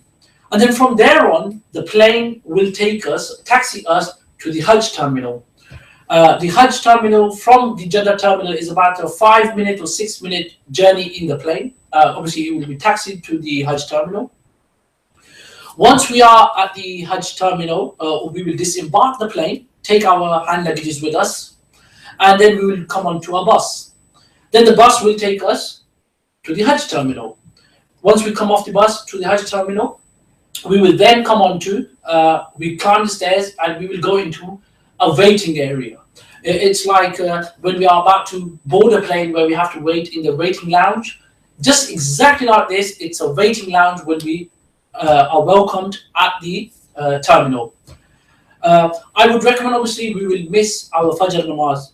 So pray your Fajr namaz in the plane, because by the time we land and we get to the terminal, I'm expecting this time to be 5:30 a.m. if the flight is on time. If the flight gets delayed, so we will be coming to the Hajj terminal at 6 a.m. and there is going to be no time for Fajr. So once we land and we are coming to the waiting area of the Hajj terminal, here what will happen is there will be a few doctors and maybe a few guys who are there every year. What they tend to do is sometimes they check your meningitis certificate, and also at this particular stop here at the arrival lounge, where we will be sitting as a group, we will be giving arrival cards, the landing cards. And on those landing cards, there's going to be 4 or 5 stickers. From those stickers, we will peel off one sticker and put it onto our visa page. Inshallah, I'm not going to go into detail with this because then you lose concentration, but I will guide you about this particular process at the airport because I will be with you. But remember, keep that pen handy because you will have to fill those arrival cards yourself. Obviously, for people who would need help, I will be along. I will be with you guys to help you fill those arrival cards as well. Then here at this arrival lounge, we will be waiting for maybe an hour, maybe 2 hours, maybe 3 hours. I can't give you an exact time. And this all is dependent on how busy the immigration lines are. The Saudi government or the authorities don't want you to wait outside the immigration counters and form a long queue. So therefore, they process per flight. So say our number is 10, the flights that have landed before us, they will get processed first from their arrival lounges. And then the guys will inform us, okay, we are next. And then I will inform you guys that, guys, it's our turn next and we are going for immigration next. In the meantime, when you are waiting in this lounge, I would recommend you can use the washing facilities. There are very limited washing facilities here. The queues are long. So you've landed into Jeddah and you need to start preparing yourself and your mind that you are now starting Hajj. Because this is when the delays start. This is when the system kind of takes the toll out of you. This is when you're going to get agitated because you're going to be tired traveling from Heathrow to Dubai, Dubai to Makkah, Jeddah airport. Once we have landed, and as I mentioned, you will in the arrival lounge, the washing facilities you will use. And once I inform you that we are ready to go, we will all as a group go towards immigration counters. Again, don't expect immigration counters to be empty. I will send you some pictures of WhatsApp from last year, so you could see and get an idea later on of how packed the immigration counters are. The immigration counters are not as good as the Heathrow Terminal, where you just kind of scan your passports. They are manually done and they take a lot of time. The immigration officers are very relaxed and laid back. They kind of go through tea breaks, they will go to the washroom, they go for a cigarette break. So maybe it's your turn and they have the passport in the hand, but you'll see the immigration just walk away and go for his break or go for a little chit chat with his fellow colleague. So please expect a lot of delay here. Delay wise, you could expect at least 2 to 3 hours just from arrival lounge to get to the immigration place. Once we have all cleared from the immigration, inshallah, we will now collect our luggage. Our luggage, you gotta remember, will not be on the carousel belts because we have landed 2 hours ago. So the luggage will have already been taken off the carousels and put around the carousel belts by the workers at the airport. And then this is why we ask you to put a tag onto your luggage. So once you have cleared immigration, I will be with you and I will inform you to collect your luggage. Once you have collected your luggages, I would recommend that we stay as a group. However, the guys at the officers in the terminal will tell you to disappear. But try not to come in front of their eyes. Try to stand around and mention to them that you've lost your luggage or you're waiting for your family members. Therefore, we can all leave as a group. Once you have collected your luggage in your trolleys, there's plenty of trolleys available there. You will go through security again. Your luggage will be scanned. Once your luggage has been scanned, gone through the security, you will put your luggage back onto the trolleys. And then you will go through small boxes, like small offices. And this office here, or these tables here that are temporarily set up, is where these people will stick your Hajj draft on. As people who have gone in the past, they will see there's no Hajj draft. The Hajj draft this year has been processed electronically by the Saudi authorities, so it's already been paid for. But the physical sticker comes on to your passport when you land at the Hajj Terminal. After you have collected or you have your Hajj draft stickered on to your passport, you will come out to an open area. This open area is the Hajj Terminal, where there is no fans, no air condition, and everything is just similar. This is why I highly recommend you stick with the group. Now, I'm not going to be alone at the airport. We're going to have a few members of staff on the other side who will be there welcoming us at the airport. So please look out for our staff, which are going to be waiting for you on the other side of Hajj Terminal, and they will inform you to stick as a group. Then what happens is they take your luggages off you, and you will find a big trolley. And there's loaders who are responsible for at the Hajj Terminal. They will take everyone's luggage and put it onto a trolley. Please make sure here, obviously everyone's luggage is not going to fit in one trolley, but please make sure that most of our luggages go onto one trolley, and then the second trolley has most of the luggages, because there's few different groups that will be landing, and if your luggage goes into a different trolley, then it will go into the other end of the Hajj Terminal, where it makes it difficult for us to, and yourself, to find that luggage because it's going to a different office, maybe to the Asian side of the Hajj Terminal. And this is why we tend to have a delay at the Hajj Terminal. But if you guys are organized, right, and you follow our instructions at this particular time, right, you will not have a problem. I can guarantee you this. Last year, someone went with me and they said, oh, I come here regularly, I know what I'm doing. And I said to him in the bus, when we landed from the plane, again, to remind you guys to stay together, he kind of went on his own way and we lost him. And then the group got delayed for an hour and a half. And then he come and apologize later on. Why go through that headache yourself and give us the headache of finding you? Just stick together. We will only ask you to stick together with us, with a group at the Hajj Terminal only. After that, when we land into Makkah and go for Umrah, after that you're on your own if you want to be, and you can do your own thing in your own accord and your own time. But at this Hajj Terminal, please, please, please, I cannot say this enough times, stick with us. We know, we have the experience, we know what's going to go through. Once your luggage has been loaded onto a trolley, the trolley will drive off, because obviously you will be walking and they will ride off, and they will take your luggage into a zone. And if I'm correct, because every year they change the zone, but it's zone C or zone 2.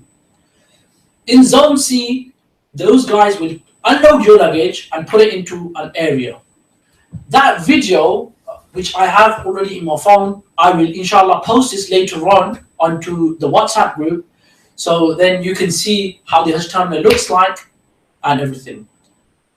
Once they have dropped us off to this particular zone where we're all going to be gathered together, I would request here that you identify your luggage and bring it in your possession or next to you. Wherever you're sitting, maybe on this kind of bench, if you're sitting on a bench, bring the luggage next to you. Another recommendation, or a highly must-not thing you must do at the airport, is wander off shopping. The ladies go for shopping. I don't know what's so fascinating about Jeddah or the Hajj Terminal that ladies wander off shopping. Please, you will have enough time to do your shopping. Do not shop at this terminal. You will have 4 to 5 hours maybe at the terminal, but please don't go for shopping. There are some cafeterias. You might need to go for some refreshments. You can go for refreshments. However, we do provide refreshments or snacks at the terminal, because we know you're going to be hungry. So we will provide you breakfast, and it's not going to be a lavish breakfast. It's just going to be a small sandwich or something at the terminal just to keep you going. Another thing I would like to mention here is that if you are going to be wandering off, or you need to go to the washing facilities, inform your family member. If you're traveling or in the sharing room, inform us that, oh yes, I'm going to the washing room. If the bus comes, let me know. Then what will happen here when we have gathered and asked you to get your luggage in your possessions is we are going to then collect your passports off you. Now, some people have mentioned they don't know their serial numbers. I'm sure, and I'll be highly surprised if you can't find your serial numbers, because there's serial numbers written everywhere. Again, on your ticket holders, on your passport numbers, you have your passport, has your serial number. Never mind, if you still cannot find it, inform us on the WhatsApp group. We will privately message you your serial numbers. And then we will shout out saying, can I have passports number 1 to 10? And then in that meantime, I would like everyone who is in that serial number to bring along their passports and hand them passports over to me.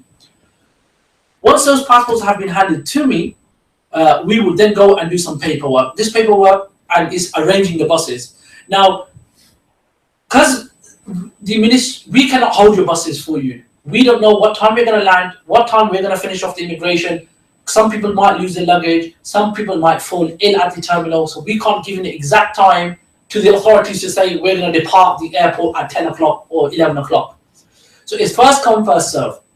So once we have prepared and gathered ourselves those 45 passports, and the reason I'm saying 45 passports, because one bus can carry 45 people. Now, we have organized the bus list already, which we will put on the WhatsApp group as well later on at this stage. And it will inform you that if you're serial number 1 to 45, you're in bus number 1. If you're serial number 46 to the remaining one, you're in bus number 2. And the remaining ones in bus number 3.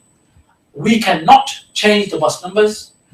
We cannot change the serial numbers of your passports, either be a lucky number or a good number.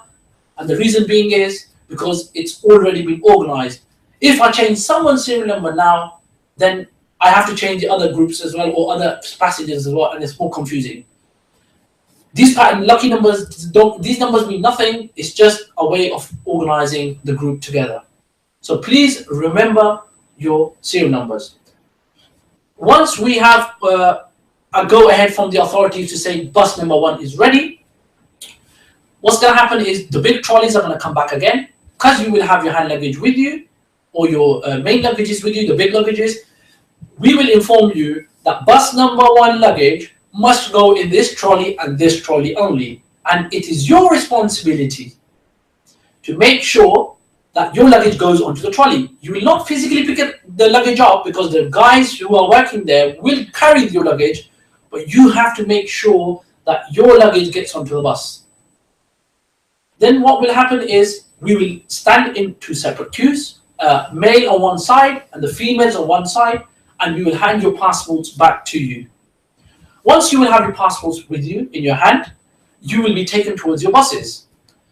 Once you have been taken to your buses, at the bus, before you board the bus driver will take your passport off you. Please don't argue with the bus driver, because everyone does. Why are you taking us passports back? This is the rule of the Saudi government. They will take your passports off you. So please be nice and just hand your passport over to them and board the bus. Once you are in the bus, your luggage will be in the trolleys, and you have to remember the guys who are working there will load your luggage on top of the bus. This could take another half hour, 45 minutes for the bus to be loaded with all your luggage. Then what happens is all your passports will be counted. The bus driver is then made responsible for those 45 passports, and then the second bus gets ready and the third bus gets ready, so on and forth. Every bus must have 45 people. This is the law of the Saudi government, because they want as much people to go into the buses and reduce the rush on the roads, and obviously the airport.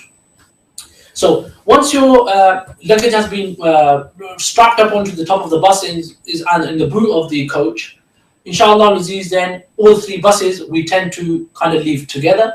Sometimes if there is a bigger delay for the second bus, then we kind of tell the first bus to make their way to Makkah. Now, if you've been to Makkah before, normally Jeddah to Makkah is 1 hour drive. But because it's Hajj, the bus restricted by the time, the speed they can carry, or the speed they can cover. Another thing they are restricted by is the drivers are new. They're not Saudi drivers. They hire drivers from all over the Arab world. They don't know the way. So the bus drivers does sometimes get lost as well. Another thing you've got to remember is that you're not going directly to Makkah. The bus driver has to stop at some certain checkpoints. And at these checkpoints, he has to make sure that the 45 people are on the bus and the 45 passports are there. At these checkpoints, there will be the ministry or the government or the authorities do provide some refreshments. It's just like some cakes and some zamzam for you. So please be patient at this time. You will be able to use the washing facilities here, but when you do go or get off the bus, please inform us, because we do understand we might have some patients who have blood pressure and then sugar, and they want to use the washing facilities more often, and then you will be allowed to get off the bus. But please inform us that you're going. It's because if you're not going to inform us, you've got off the bus and we leave the bus and you'll be stuck in the terminal at the welcome centers. So please, please, please, you must inform us whenever you're going. The next thing is we will come, when we are closer to Makkah, we will have to, there will be a tour guide provided to us, because as I mentioned, the drivers are new and they don't know where Makkah, they don't know the inroads of Makkah. So this little local boy will take us to our hotel. Now, depending on time, which I'd like to mention here, by the looks of it, or from what experience says, we will be in Makkah for Zuhr time or before Zuhr. Unless we stay together as a group, we follow these instructions that I've just given you, and we get into Makkah before Zuhr, just say 10, 11 o'clock. This will be a miracle. However, if we are going to get in Makkah before Zohar time, the roads will be blocked to our hotel. Because our hotel is in a prime location, before namaz or salah time, they close that road off from the bridge because of safety reasons, because you will see that most of the people or Hujjaj will be praying outside our hotel because it's jam-packed.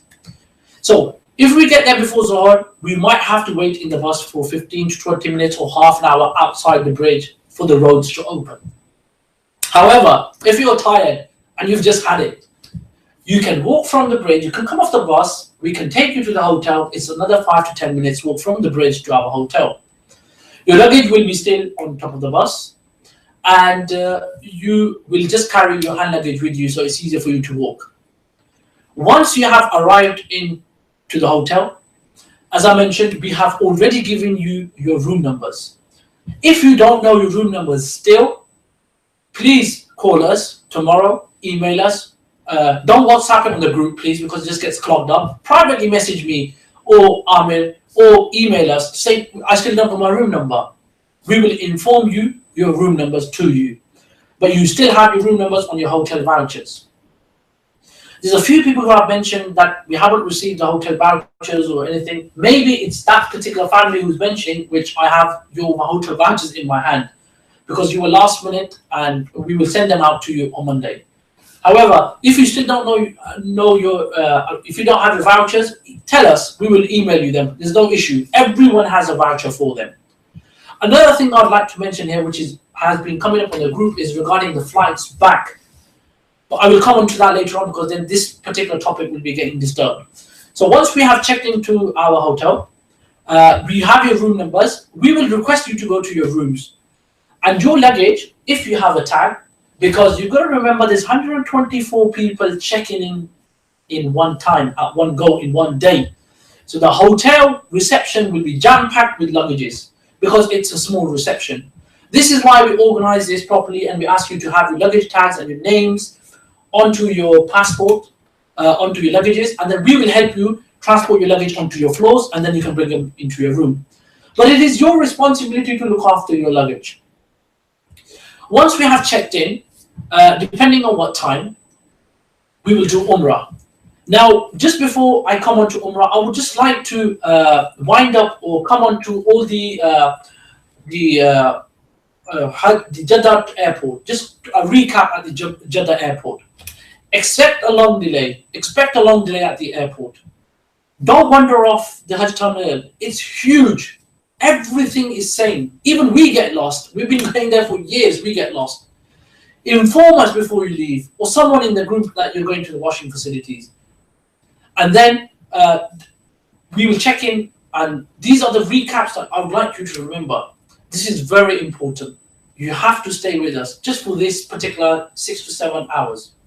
Inshallah, Aziz, once we will check into the hotel, everyone's settled in. Here we will have two options.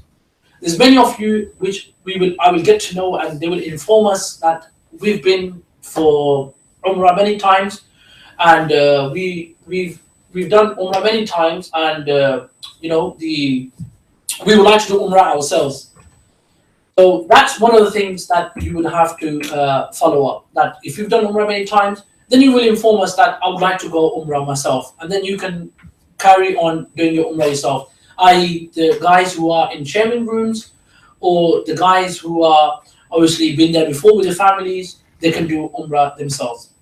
However, if you would like to do the Umrah with a group, if this is your first time you're going for Umrah, then we will decide a meeting up time to say after this time we will leave to do Umrah.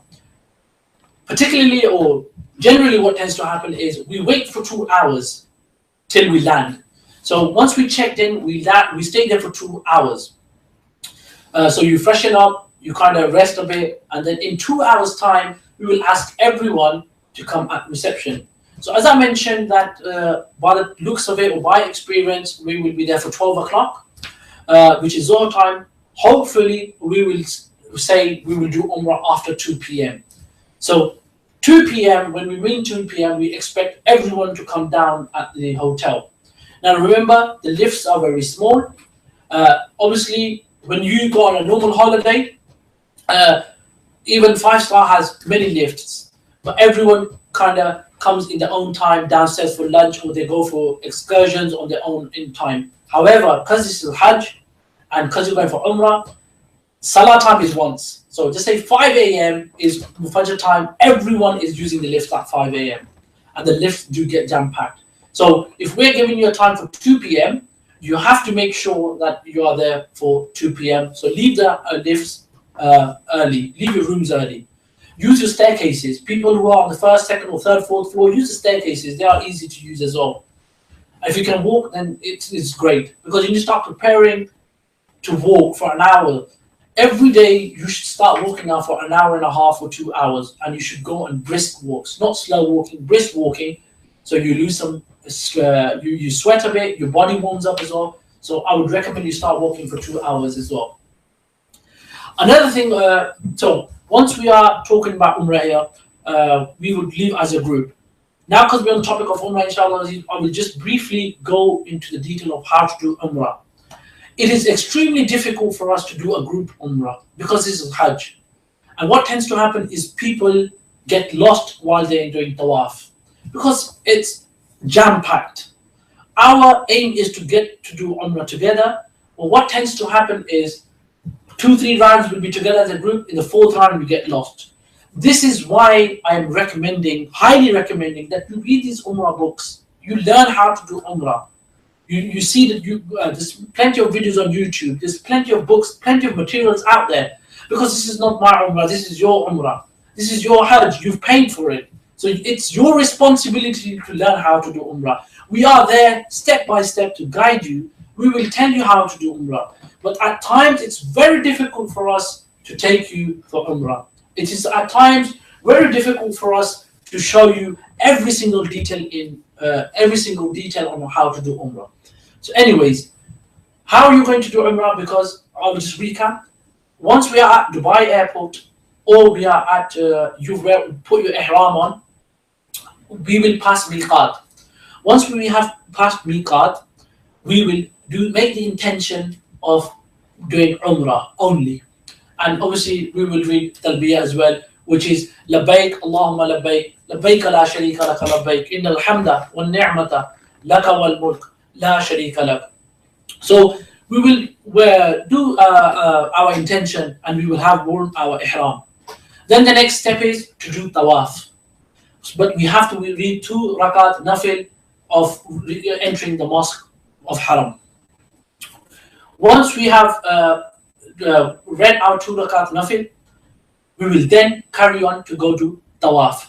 Again, the tawaf starts from the Hajr Aswad, which is the black stone.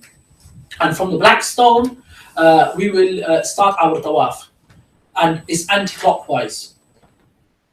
Once we will pass one tawaf and come back onto the black stone again, obviously we have to read on Rukn Yamani, Rabbana Atina Fid Dunya Hasana, which I will be there with you, our guides will be there with you, and they will make you read.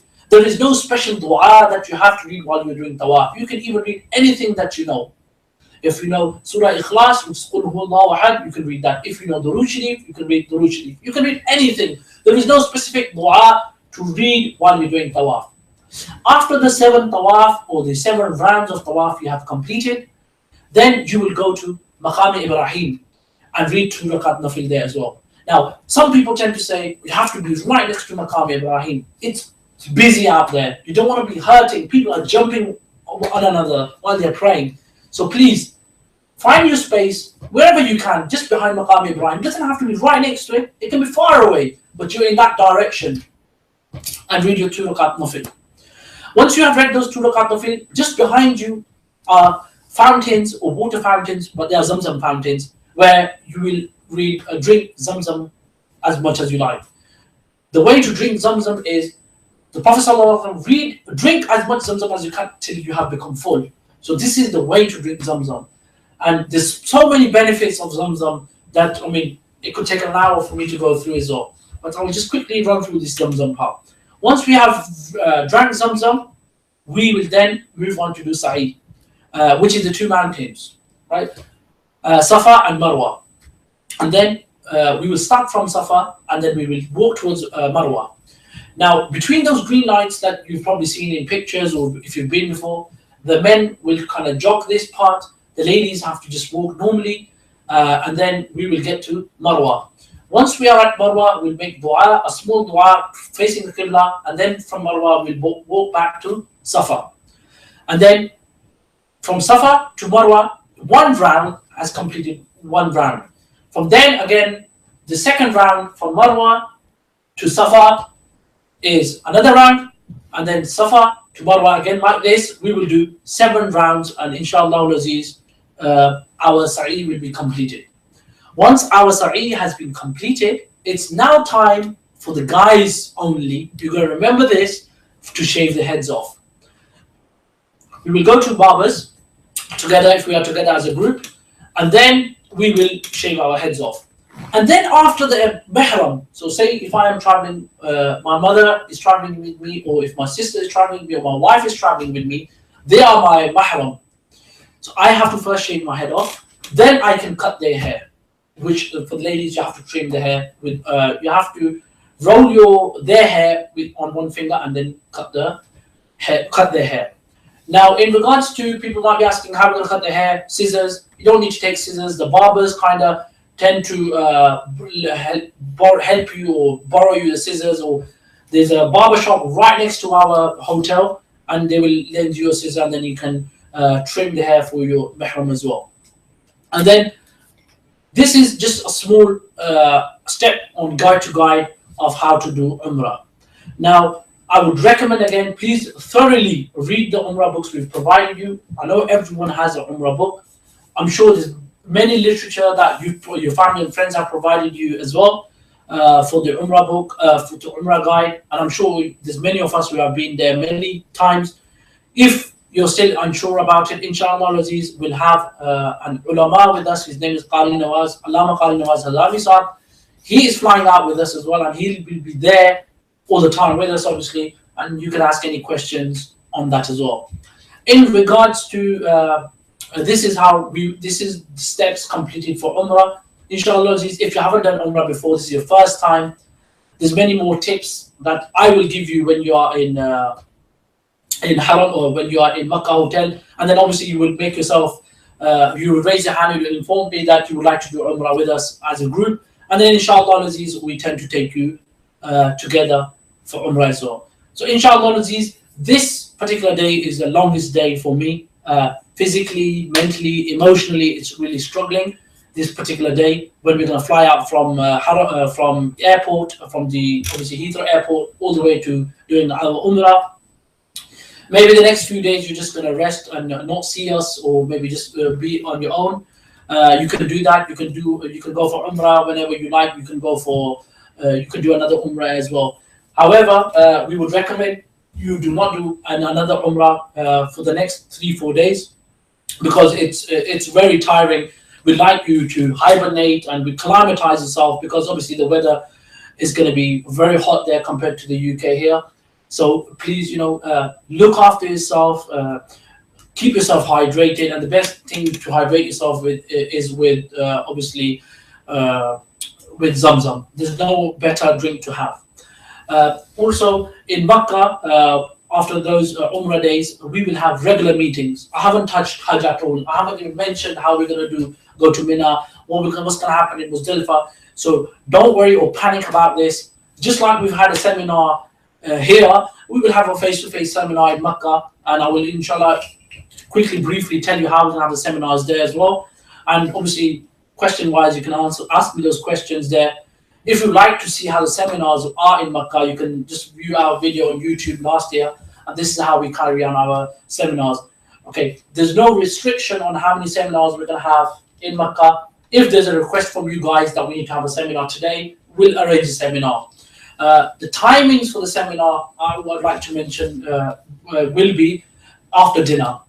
Our dinner kind of time starts after Isha, and it kind of finishes at 10 o'clock every year in our hotel. I will briefly comment on how lunch, breakfast, and dinner works in our hotels as well.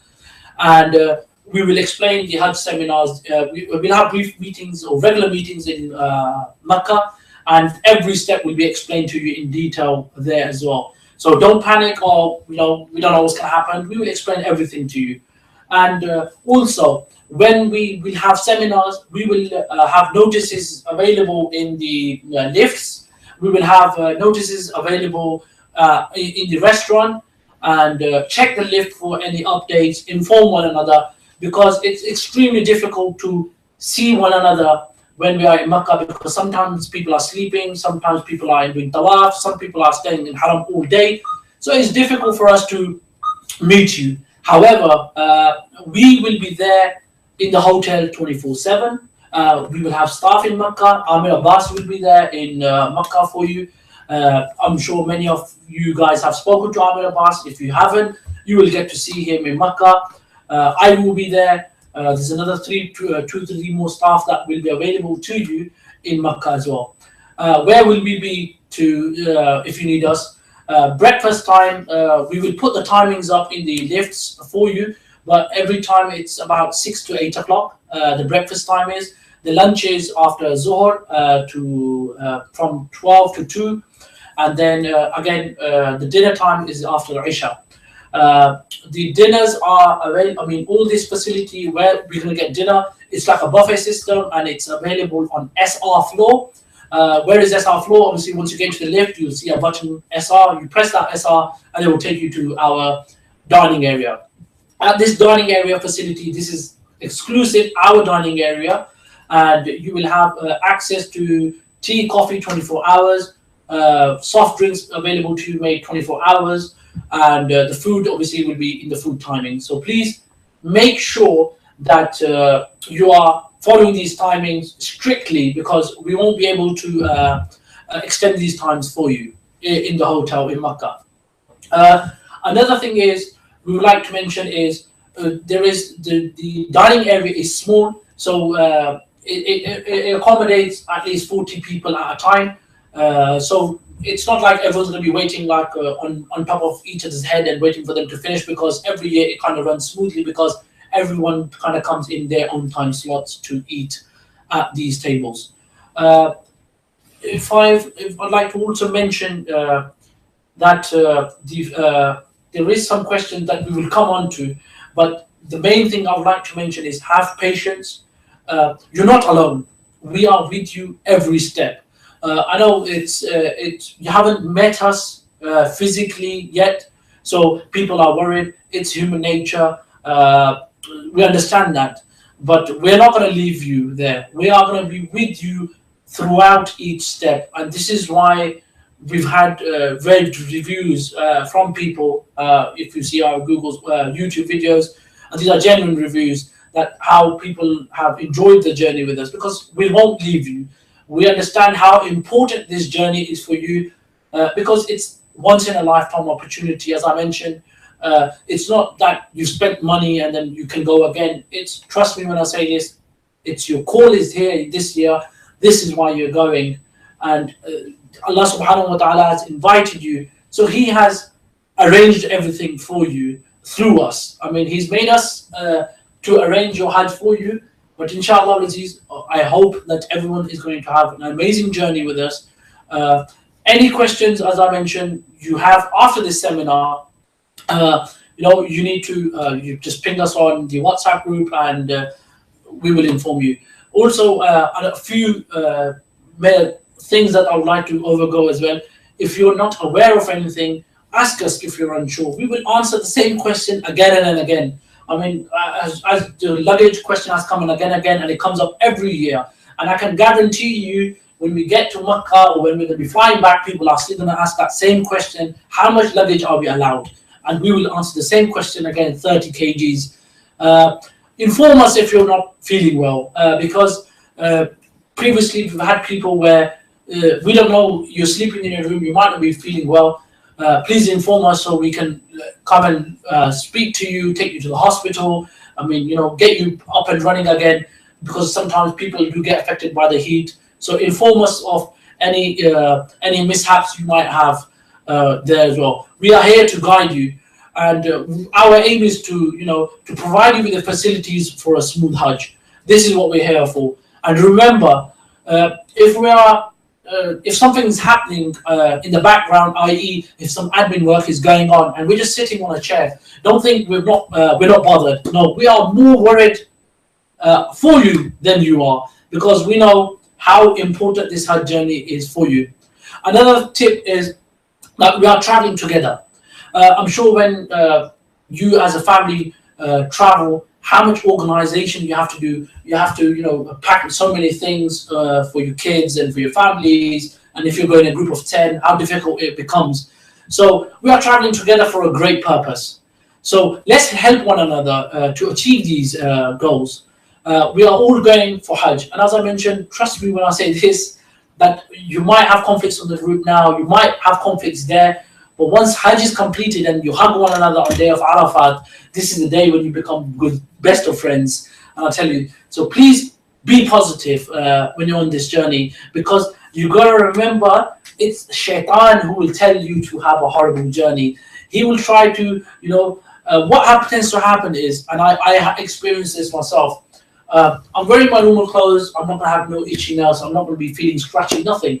As soon as I put this ihram on and I read that, make that intention, naturally your body starts itching you. You have the urge of, pulling your hair, you start scratching yourself, you start doing those things that you never do in your life. And it's the shaitan that makes you do these things. So please be positive.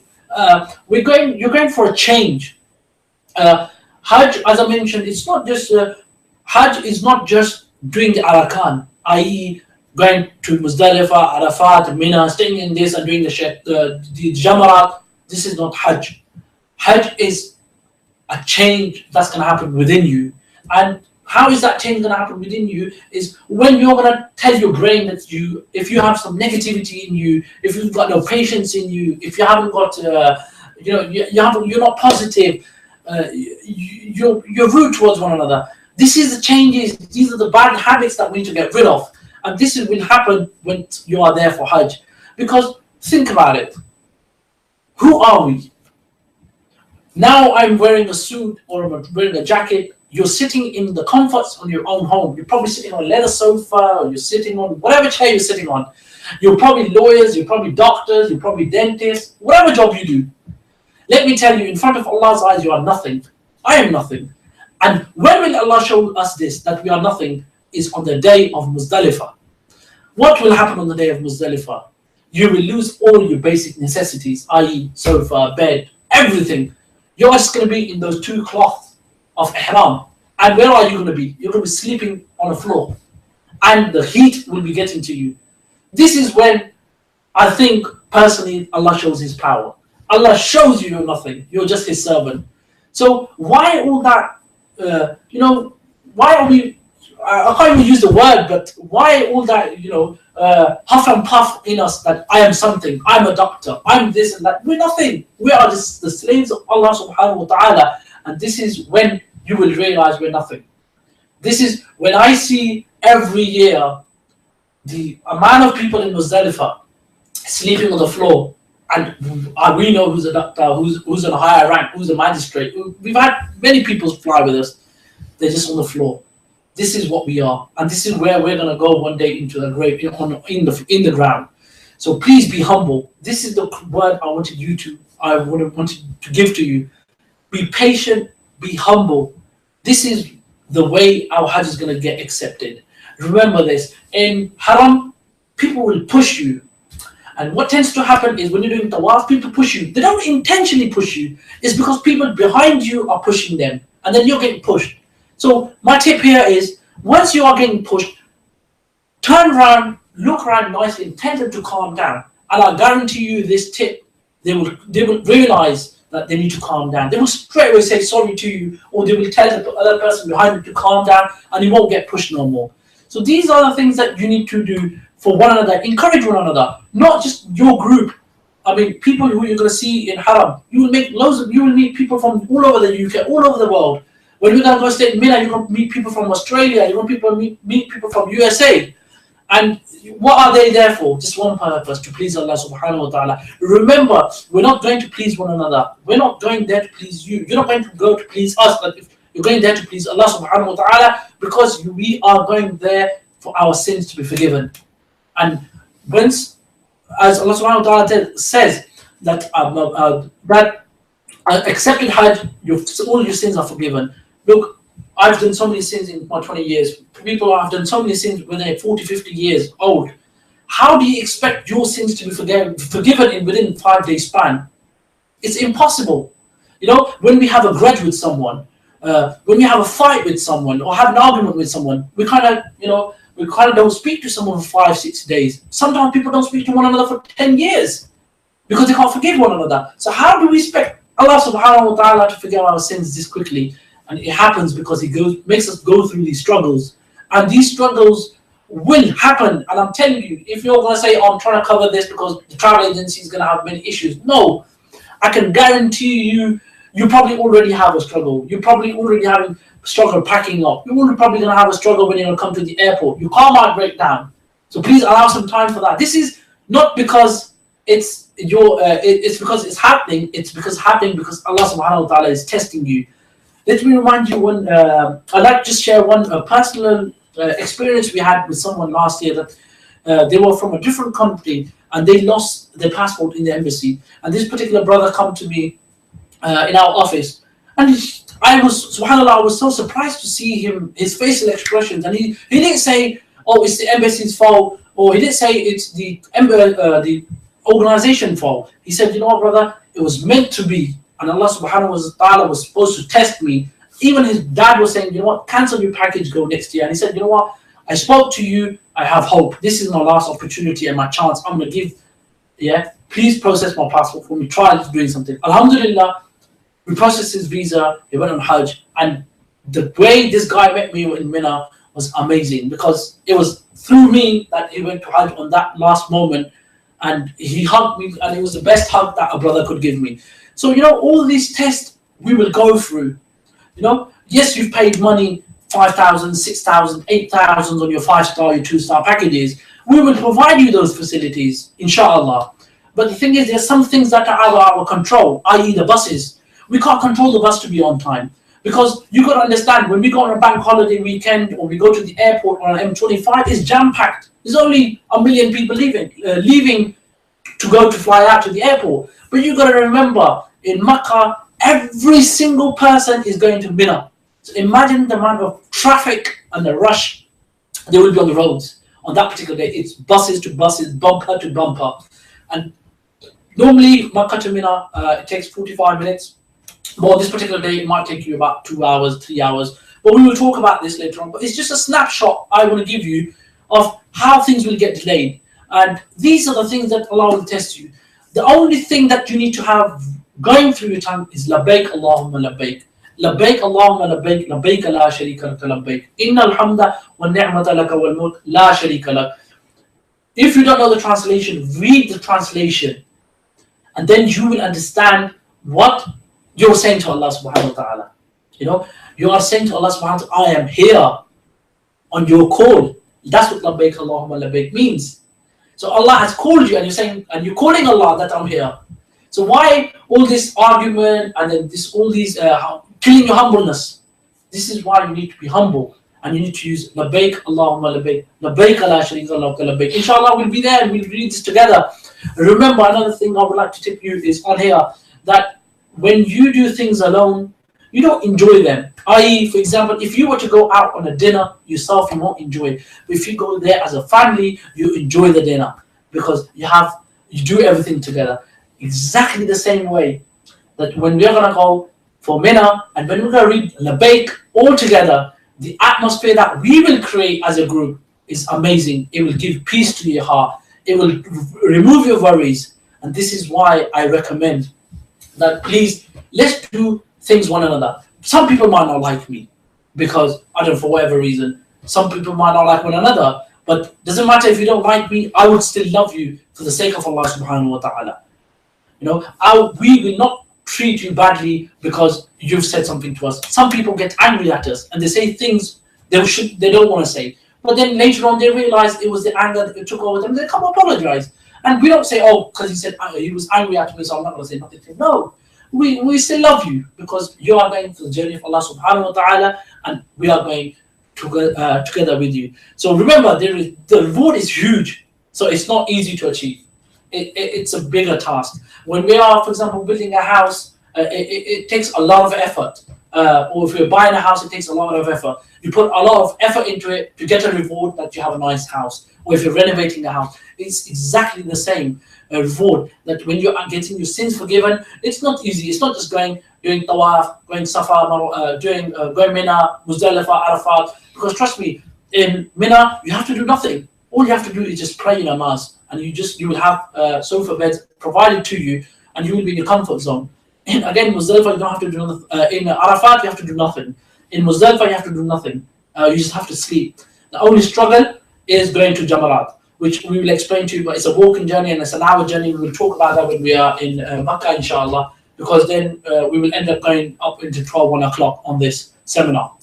So this is the constant reminder you need to give yourselves, that where are you? You are, where if you do one good deed, you get 100,000 deeds, sawab. It's counted as 100,000 deed. So you gotta remember and remind yourself, where we are. Inshallah, we'll go to Medina as well, and the benefits or the barakah of Medina is amazing as well. Just to wake you up or give you a little teaser of what Medina is, that every day 100,000 angels descend onto Medina Sharif and give salatu salam on the Prophet sallallahu ta'ala alayhi wasallam, and never ever again they would get an opportunity to go into do the same opportunity again, to pray, give the salawat at the Prophet's grave. Look at us. We know ourselves who we are. You know yourself how many bad deeds you have. We're not here to label someone and say how much bad deeds you got. You know yourself. I know myself.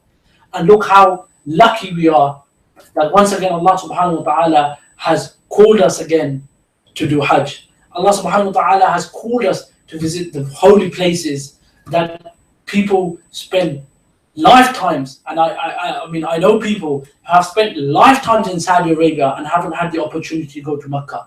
They have never been called. So these are the stark reminders we need to give ourselves for Hajj, that we are going on an amazing journey. May Allah subhanahu wa ta'ala, I pray that Allah subhanahu wa ta'ala takes us Hajj again and again and again.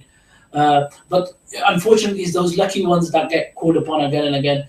So inshallah, Aziz, I can tell you that once you will complete this Hajj journey, you would earn to go back again. But then it's the country we live in, the lifestyle we have, it's so busy that we tend to come back and say, yeah, we're going to go again on this particular journey, amazing journey, but it never happens. I tell you from my experience, I dream sometimes about this journey. Maybe it's because I work in this day and night, but I have dreams about taking the group to Mina, taking people onto the buses and shouting out, well, bus number 1 is here, bus number 2 is here. But I love this journey. I can't boast about this journey as much as I can, but it's your time to experience this journey. And inshallah, you will have a great experience. You will have ups and downs, personally or with us. We tend to make everything right for you, but unfortunately, there's some things that are going to be out of our control. If we could, we would love to provide you the best of services possible, but then sometimes when things are out of our control, unfortunately, we can't manage them. But I pray Allah subhanahu wa ta'ala, nothing goes wrong with you from today.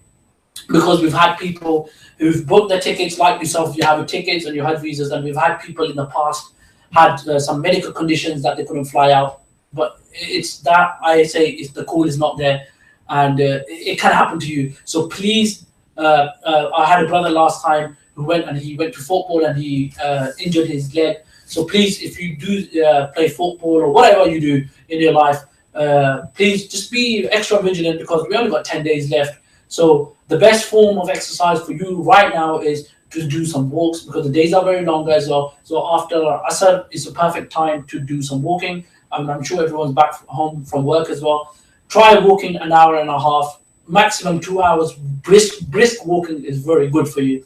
So I would recommend 2 hours of walk from now on to 10 days. If you can get your body used to it, you'll have, inshallah, a smooth journey and an amazing journey as well, because physically you need to be prepared as well on this. this is it from my side of explaining the whole Hajj Umrah journey and the seminar in regards to how we're going to meet up. If we have any questions, obviously, or if I've missed out something, I haven't read your WhatsApp messages, but I'm sure you've sent loads of WhatsApp messages. I will answer them after the seminar in case I've missed out your questions. All your questions that you've put on via email, today on WhatsApp, I have a list in front of me, and inshallah Aziz, I will read those questions and we'll go through them as well now, because we have 15 minutes left, because we did say from 7 to 10. But if obviously it goes after 10 o'clock, I am free and here to answer all your questions on that as well. In regards to if you have any, after all the seminar has closed, and if you haven't watched the seminar live and you see it later on when we share the link to you, if there's anything that you don't understand, please ask the question again on WhatsApp. And I would request the whole group of ours, if someone is asking the same question again and again, I know personally it's annoying. For you, it must be more annoying because you're getting pinged and seeing the same message again and again. But it's Hajj, so you have to be patient, and we will answer that question again and again. First of all, I will come on to the first question. I know some people have written their name with the messages. I'm not going to mention any names, but obviously, if you've sent a message, we will answer them. If you would like to send more messages now, in regards to if I've missed anything, if you would like me to clarify anything now, I will do so. But also just remember two things I need to mention. One thing is I've spoken mostly English today. It's because obviously most of my audience maybe English speaking, but I can speak Urdu, I can speak Punjabi as well fluently. So once I am traveling with you, Urdu and Punjabi speakers, they can communicate with me. In Makkah, we have Bengali speakers, so there are some Bengali people flying with us. They can have a homely language with them. And if there's some Arabic people, Arabs traveling with us, they can speak Arabic. We have staff who are fluent in Arabic, Bengali, and myself, English, Urdu, and Punjabi, I can speak as well. So there's no such issue for you to worry of how you're going to communicate with us. If you don't want to communicate with us and you want to do it anonymously, we'll ask you to leave us a paper note to one of our staff, and then we can answer that question on the WhatsApp or whatever, or however you'd like us to answer. Another thing, the second thing I wanted to mention, which I forgot, was there's some of you who are on La ilaha illallah. There are some of you, yes, who are in sharing rooms, i.e., 4 men are sharing one room in a quad sharing. 3 men are sharing a triple room, or ladies again, same, vice versa. This is for people who are sharing rooms only. If you have booked a double room, you will get a double room. If you have booked a triple room for a family, you will get a triple room in a family. But this is just for those people, because I know it causes issues there, those who are sharing. Now, what tends to happen is, say 2 more brothers are sharing a room with me, and I tend to go to pray namaz or do my tawaf.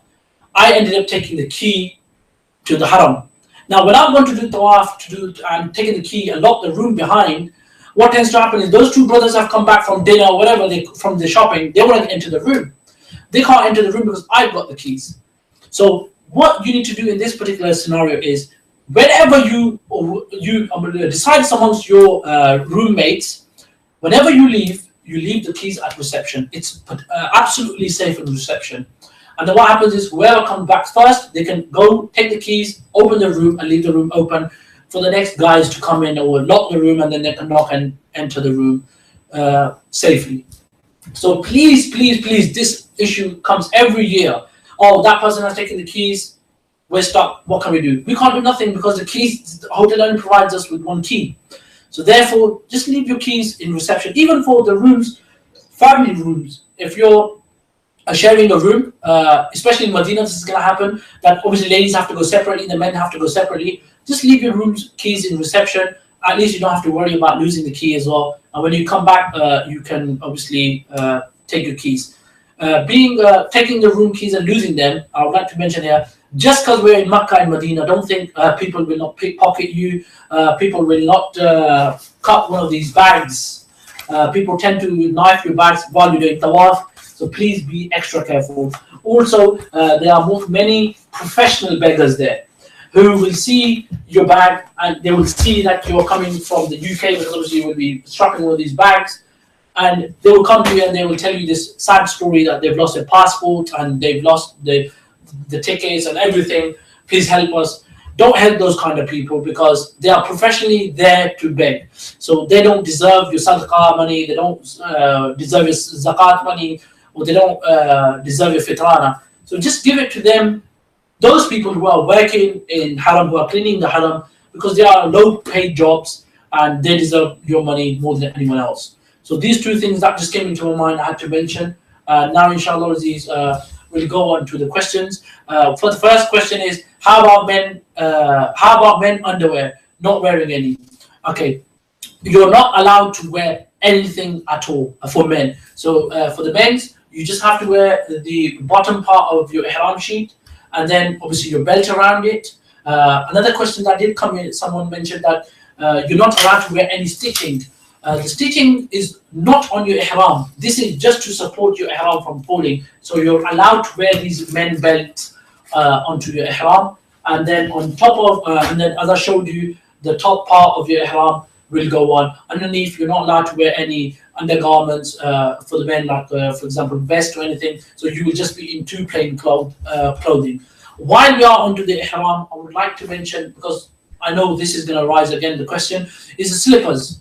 I would recommend you invest in an expensive slipper. Reason being is, don't buy cheap flip-flops because you will regret it. Cheap flip-flops you can get for £5-6. Expensive ones you can get for £30-35. Reason being is, you're going to be walking about 15 to 20 miles in slippers when you're going to be wearing when you're going to go for when you're going to be doing your Hajj, Mina, Arafat, Muzdalifah. So please invest in good slippers, and the slippers has to be like this for men only, as in it has to be a scissor kind of slipper. The Sharia law says that what part of your feet has to be showing, and what part of your feet, because it'll be difficult for me to lift my feet, but it's this part of the bone on your feet, the front part of the bone on your feet has to be showing. Inshallah, at the airport we can show you. Please invest in two slippers. Take two slippers. Just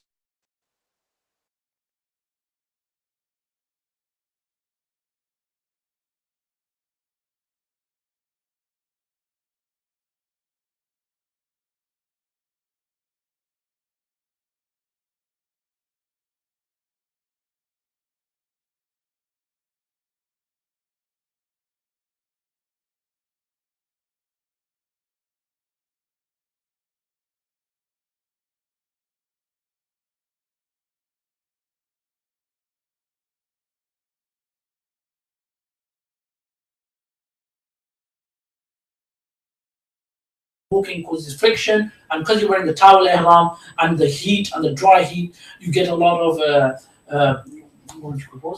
so you would get a lot of rash as well. So you get a lot of some rash cream as well. That's question number one answered in detail. If it's not answered properly, ask that question again and I will answer again. The next question is, can women wear their usual jewelry? Yes, women can wear the usual jewelry as well. I mean, women are not restricted to anything or everything. The only thing that women are not allowed to do is for the ladies who would do the niqab, right? Is the niqab must not touch your face like this. It shouldn't touch your face like this. So what women tend to do is wear a baseball cap, which keeps the cloth coming distance from your face, and the cloth stays away from you. So this is why the women who are wearing niqab would wear a baseball cap or any cap to keep the cloth away from you. This is the only thing women can't do, as in cover their face like this when they're wearing the niqab. That means, apart from that, you can wear gloves, you can wear a jumper, you can wear your normal clothing, your home clothing, you can wear your hijab, you can wear your socks, you can wear your shoes, you can wear your trainers, you can wear your Crocs, whatever you're gonna buy. Ladies can wear anything and everything, apart from obviously the perfume. The next thing is, so hopefully that question is answered. Moving on to the next question is, how many qurbanis to a person, and can we add extra at what cost, and also how many people's name can we add per one extra qurbani? Okay, this is one question with three parts to it. So how many qurbani to a person? In your package, your Hajj qurbani is included. So if, for example, you're doing Hajj for yourself, i.e., I would just like to use this passenger's name so it's more easy. Nadeem Anjum Qureshi is doing Hajj for himself. The qurbani we're going to do for is for Nadeem Anjum Qureshi, because he's doing Hajj for himself. If he's doing a Hajj Badal, i.e. for his mother, for his uncle, then in Makkah, when we'll have the seminar, we will ask you for that name. We will ask you for that name, and then you will inform us. So that particular question, how many qurbani per person, is per person only. Now, can we add an extra qurbani? Yes, you can do. So for example, if someone would like to do their uncle's qurbani or their granddad's qurbani in Makkah, we can add qurbani there as well. We will have a list of extra qurbanis in our seminar in Makkah, and then we will inform you to give us the names and then the cost, inshallah Aziz. If I can't remember on top of my mind, I don't want to get it wrong, but we will inform you of the cost, how much it is per extra qurbani, and then you could inform us of that qurbani as well. And then how many people names can we add per one extra qurbani? One qurbani is for one person only. If you want to do another qurbani, then you have to pay for another qurbani. One qurbani is for one person only. Hopefully this question is answered correctly. To my knowledge, if I haven't, ask that question again onto WhatsApp, and then it'll come onto my list to answer that question again. The next question is, can you clarify the issue of complimentary sleeping bag as mentioned in your WhatsApp? Yes, I can do. Obviously, this question needs to be answered now, because obviously you're going to be preparing yourself to go to packing your bags, and you should be aware of this. This question, just for other people who don't know where this question is relating to, this question is relating to Muzdalifah. Because in Mina, I will just quickly run down onto things now. While we're on this topic, in Mina, we will provide you with a sofa bed. It's like a sofa cum bed. So it's like a small sofa like this, not leather. And then you pull it out and it becomes your bed. You'll have a smaller pillow than this provided to you, and a small blanket for you as well, per person. And you'll have a small compartment where all the men will be sleeping. So in Mina, for the whole 5 days, you will be provided this sofa cum bed. In Arafat, there is no beds, because we are only staying there from just say 10 o'clock in the morning till Maghrib. So there is nothing provided apart from obviously seating area for you, or what would you call it, these sheets for you to sit on in Arafat. In Muzdalifah, however, people have to carry obviously sleeping bags, because it's all rocks there, and to make yourself comfortable. So in Arafat, we will provide each person a complimentary sleeping bag, and that once we hand this over to you in Arafat, you will have to look after it yourself. There is no extra sleeping bag provided to you if you lose it. You got to remember this. Why I'm mentioning this now, that there's no extra, because we will order 124 sleeping bags, and we will give each person a sleeping bag. But what tends to happen is other group people will see, oh, there's no sleeping bag, but this group has been provided with sleeping bags. They will pinch your sleeping bag, even though it's Arafat. So please, it's your responsibility to look after that particular sleeping bag. That sleeping bag is not luxury, and it's not very basic. It's comfortable for you to sleep on. That's all. The next thing is meeting up Heathrow time. We have mentioned, and I will recap that. 11 o'clock now, we've decided to meet at Heathrow Airport at Terminal 3. The zone is C, but we will confirm once we will have our stalls set up there. We will get there before you, inshallah, and I will send a WhatsApp picture on the group to say we are at this zone. Hand carry weight and size allowed. I think these are old questions, but I'll just quickly run through them. The hand carry is internationally, anywhere you travel in the world, you're allowed 7 kgs. Even if it's business class or first class, you're allowed 7 kgs only. Hand carry, hand luggage, this is a small bag, not a big bag. Also, no toiletries are allowed from Heathrow Airport. They will take everything off you and throw it in the bin. It has to be in travel packs below 100 mils. Also, this 130 kg suitcase is allowed, which you will put a check in. Please, the next question is, please clarify departure timing from Heathrow and checkout time and date from Medina, Al Mukhtara Hotel. Some of the tickets says different timings. Correct. This is correct. It's a good question. As I mentioned to you, I am talking generic. And the reason I'm talking generic is there's a few of you who are coming back on the 9th of September due to work commitments. Some people are coming back on the 10th of September and some coming early. And also some people are in 2-star packages and some people are in 5-star packages. If I start going into individual groups and talking about each other's packages, we'll be here all night. So this is why I've spoken generically and in a uniform manner, so it's easier for everyone to follow. If your checkout time from Mukhtara says 10th of September, the 9th of September, that's what you've chosen. This is the package you've chosen. This is the package you've paid for. So there's a few of us who are not even going to Medina because due to work commitments. So they're not even going to go to Medina, they're going to fly straight from Makkah. So whoever that person is, you know who that person is, and it's clearly written on your arrival forms and your sheets that we've provided you in your contract. If you're still unaware, obviously give us a call and we will come back to you. Moving on to the next question is, how will the laundry service work at the hotel? Okay, that's a good question because obviously we haven't mentioned how the laundry service will work. We hire an external laundrette who provides us with this service. The hotel doesn't have any laundry facilities because it's a 2-star hotel. So therefore, this external laundrette, he will come and collect your laundry off you. How it works every year is after Zuhr Namaz, he normally comes and collects.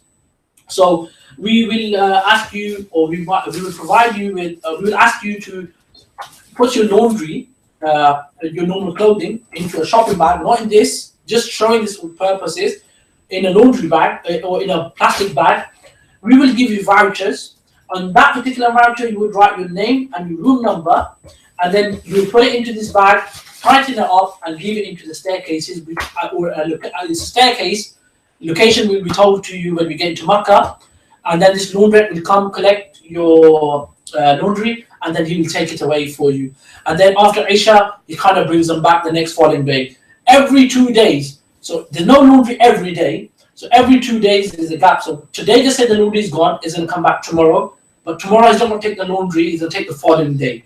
That's how the laundry services work. However, we are not responsible if you lose your socks or your underwears or undergarments.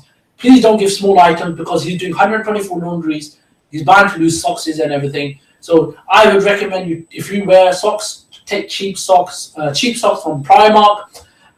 Don't take branded clothes. Take cheap thobes and everything. So even if the laundrette loses your clothes, you're not disheartened that you've lost your clothes, because you got to understand he's not just contracted with us, he's contracted with other groups as well, and it's bound to we do have mishaps and we do lose laundry, but he does have about 80 to 90% track record, the laundrette does.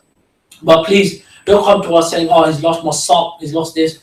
It's a 50p socks, it has no value. But just, we would recommend anyway not to give any socks and small garments. Just give your normal clothing, your hijabs, your burqas, or your thobes, or your shalwar kameez, or your trousers, your shirts, whatever you're going to wear. You can give them for washing facilities as well. Okay, food allergies, lactose intolerance, etc. How will that be managed? Regarding food allergies, this is something that you will have to manage yourself because this is Hajj. It's very difficult for us to follow everyone's needs, personal needs especially. So this is something that you will have to be aware of. If people are allergic to peanuts, and then just ask if there's any peanuts in the dishes or whatever allergies you have, just be careful yourself. Even if you're going to go out and eat at restaurants or takeaways or the burgers that you will have, because obviously we're not going to provide burgers and fast food. So if you want to have fast food, there's loads of facilities available for fast food in Makkah and Medina.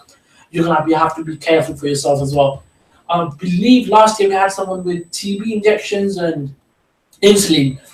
So those insulins you can bring along with you. I'm sure someone's going to be in our group with insulin as well. And in Mina, we will have a storage unit, a cold storage unit where we can store your insulins there as well. The next question is, towels, soap, shampoos, etc. will be provided at the hotel. Yes, normally a 2-star hotel like this in Makkah doesn't provide towels, soaps, and shampoo.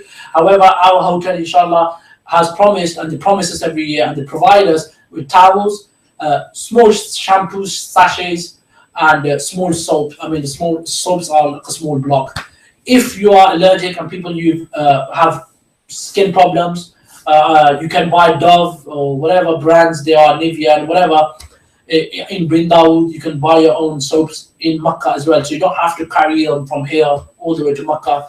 They're really cheap out there as well. It's the same price, so it saves the hassle of carrying all these things as well. But if you want to carry your own shampoo for the ladies, whatever, dandruff, anti-dandruff, silk hair, you're more than welcome to carry those shampoos from here as well. But remember, not in hand luggage. I'm going to mention this again, not in hand luggage. It has to be in the luggage. Another thing is, will we be provided with lockers at the hotel's room for personal belongings? There is no locker provided to you for personal belongings. The hotel rooms are safe. Alhamdulillah, we've never had someone steal or pinch anything from the hotel. However, we understand you're going to take some cash with you when you're going to go to Makkah or for Hajj. And then when we go to Mina, obviously, we kind of make sure everything is secured. So what we'll do is we will ask you to make a parcel, like a small parcel, write your name, room number on it, and then there's a safe in the hotel manager's room where we leave everyone's amana in that particular safe. And when you come back from Hajj, we will hand over your amana back to you as well. So hopefully that question has been answered. Which question are we on now? Oh, okay. Specify meeting points for Makkah and Medina. Ooh, it's a bit of a open-ended question, this one. Specify meeting points for Makkah and Medina. I'm just gonna. I don't know how to answer that question. By what does this brother particular means by this question? What do you mean by which meeting points? But anyways, from what I understand, if you meet from Makkah, obviously it's not very difficult. So for you to find our hotel is going to be very easy. And again, in Medina, it's going to be very easy for you to find that the meeting points. However, if I haven't answered that question properly, maybe can you ask that question again, that this particular brother, in detail, and then I will answer this question again for you. However, while I'm touching the points on meeting points for Makkah and Medina, some sister I think mentioned that she doesn't have a hotel card. Not to worry, inshallah, Aziz, we have plenty of cards here. I'll bring them along at the airport, give them to you. Even if you don't get one card at the hotel, don't worry, don't panic. When you reach Makkah, we will make sure we give you a card there as well at the hotel as well. So hopefully that answers your question as well. SIM cards in Saudi, will these be provided to us in Saudi, or guidance on these when we get there? Okay, in regards to SIM card, it's become a big issue because of security reasons. And just to reiterate, this is why we have provided you already your photocopy of your visa card and a photocopy of your passport to you. This will help you get a SIM card. Otherwise, if you do not have this document, you cannot get a SIM card anywhere. No telecom services will issue you a SIM card with this. What tends to happen is some telecom service providers, i.e. Zain and Sawa, they have small teams coming to the hotels where they give you SIM cards. You can buy them for 40 riyal. They have 25 riyals credit, and they will activate your SIM cards there and then for you. But we don't know what time they will come, and if they come, they will be there, and they will obviously activate the SIM card for you. If you miss these guys in the hotel, then you will have to go to the telecom services offices, which are nearby, and you will have to stand in the queues. We can show you where the office is. It's just literally 3-4 buildings away from our hotel, and you can just get this on the way when you're going to the prayers time.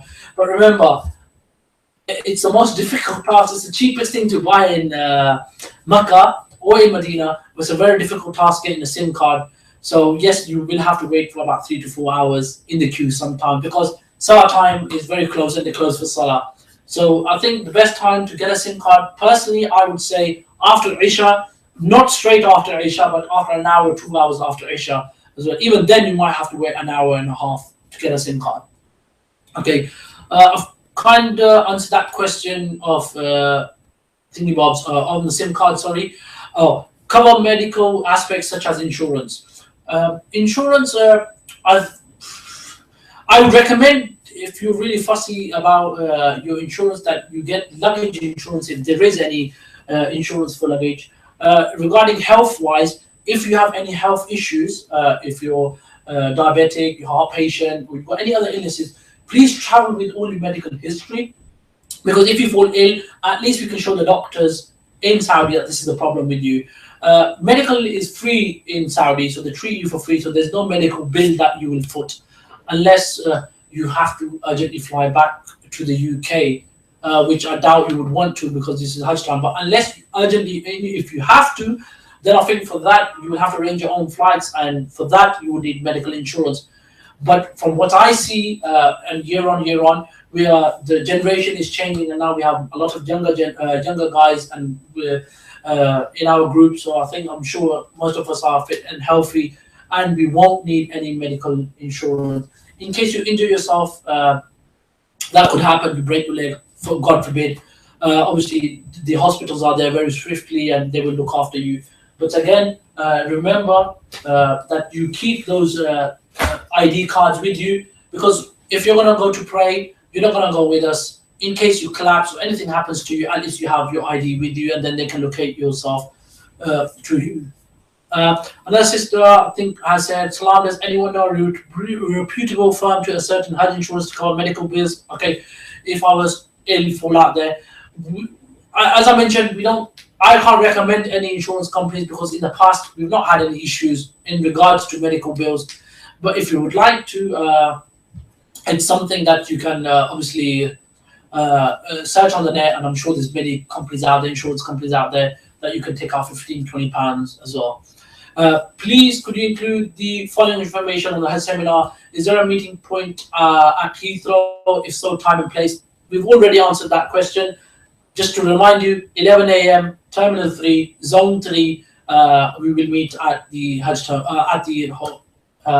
Airport. Sorry. A question for the seminar: will we be getting confirmation of Qurbani in order to shave our head? This is a very good question by a brother. Yes, you will.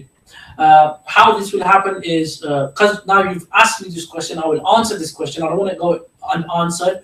But for people who are listening to this answer and gonna get confused, don't get confused, because we will have the seminar in Makkah, and I will go through the whole detailed step-by-step Hajj process to make sure you understand. And if you don't understand, then we will go through it again. However, just to answer this brother's question, yes, you will. What tends to happen, I just mentioned to you that you need to have your serial numbers ready. So again, your serial numbers are very important for you. On Hajj day, the networks are down.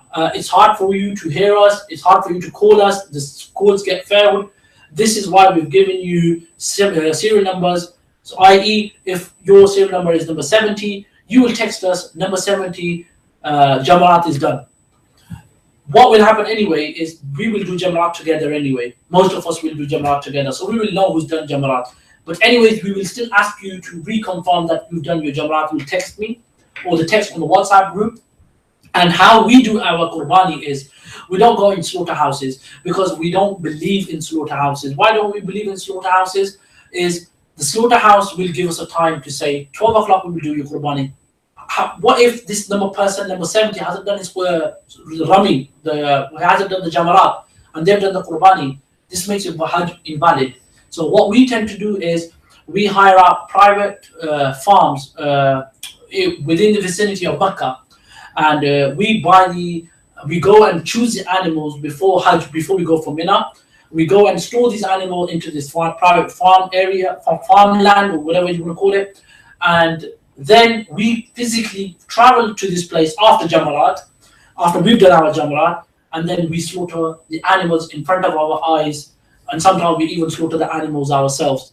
And then the meat, we don't, because in the slaughterhouse the meat gets destroyed. We don't destroy the meat, because we believe obviously it's your money and it has to go to the right place. So we invite the less privileged workforce that is based around Makkah, and they come and collect the meat, whatever piece of the animal they like, and they take away. If you would like to join us for Qurbani, you're more than welcome, and we will inform you in the seminars in Makkah, and then we will tell you where to meet us, and then you'll tag along if you'd like to. So everyone is welcome to come and witness the Qurbani. Men only, obviously. This is not the ladies, because obviously ladies are not allowed there. Also, another question is, can you kindly tell us what the Muassasa number is? By this, I think the brother means what the Maktab number is. The Maktab number is 35, and the guy who is providing us the service is Zaki Kamal. You can view his page if you'd like to on Facebook, but you need to, because it's the services he provides us with Mina, Arafat, and in Mina and Arafat only. But if you want to, obviously we can share you that link, but you won't need to.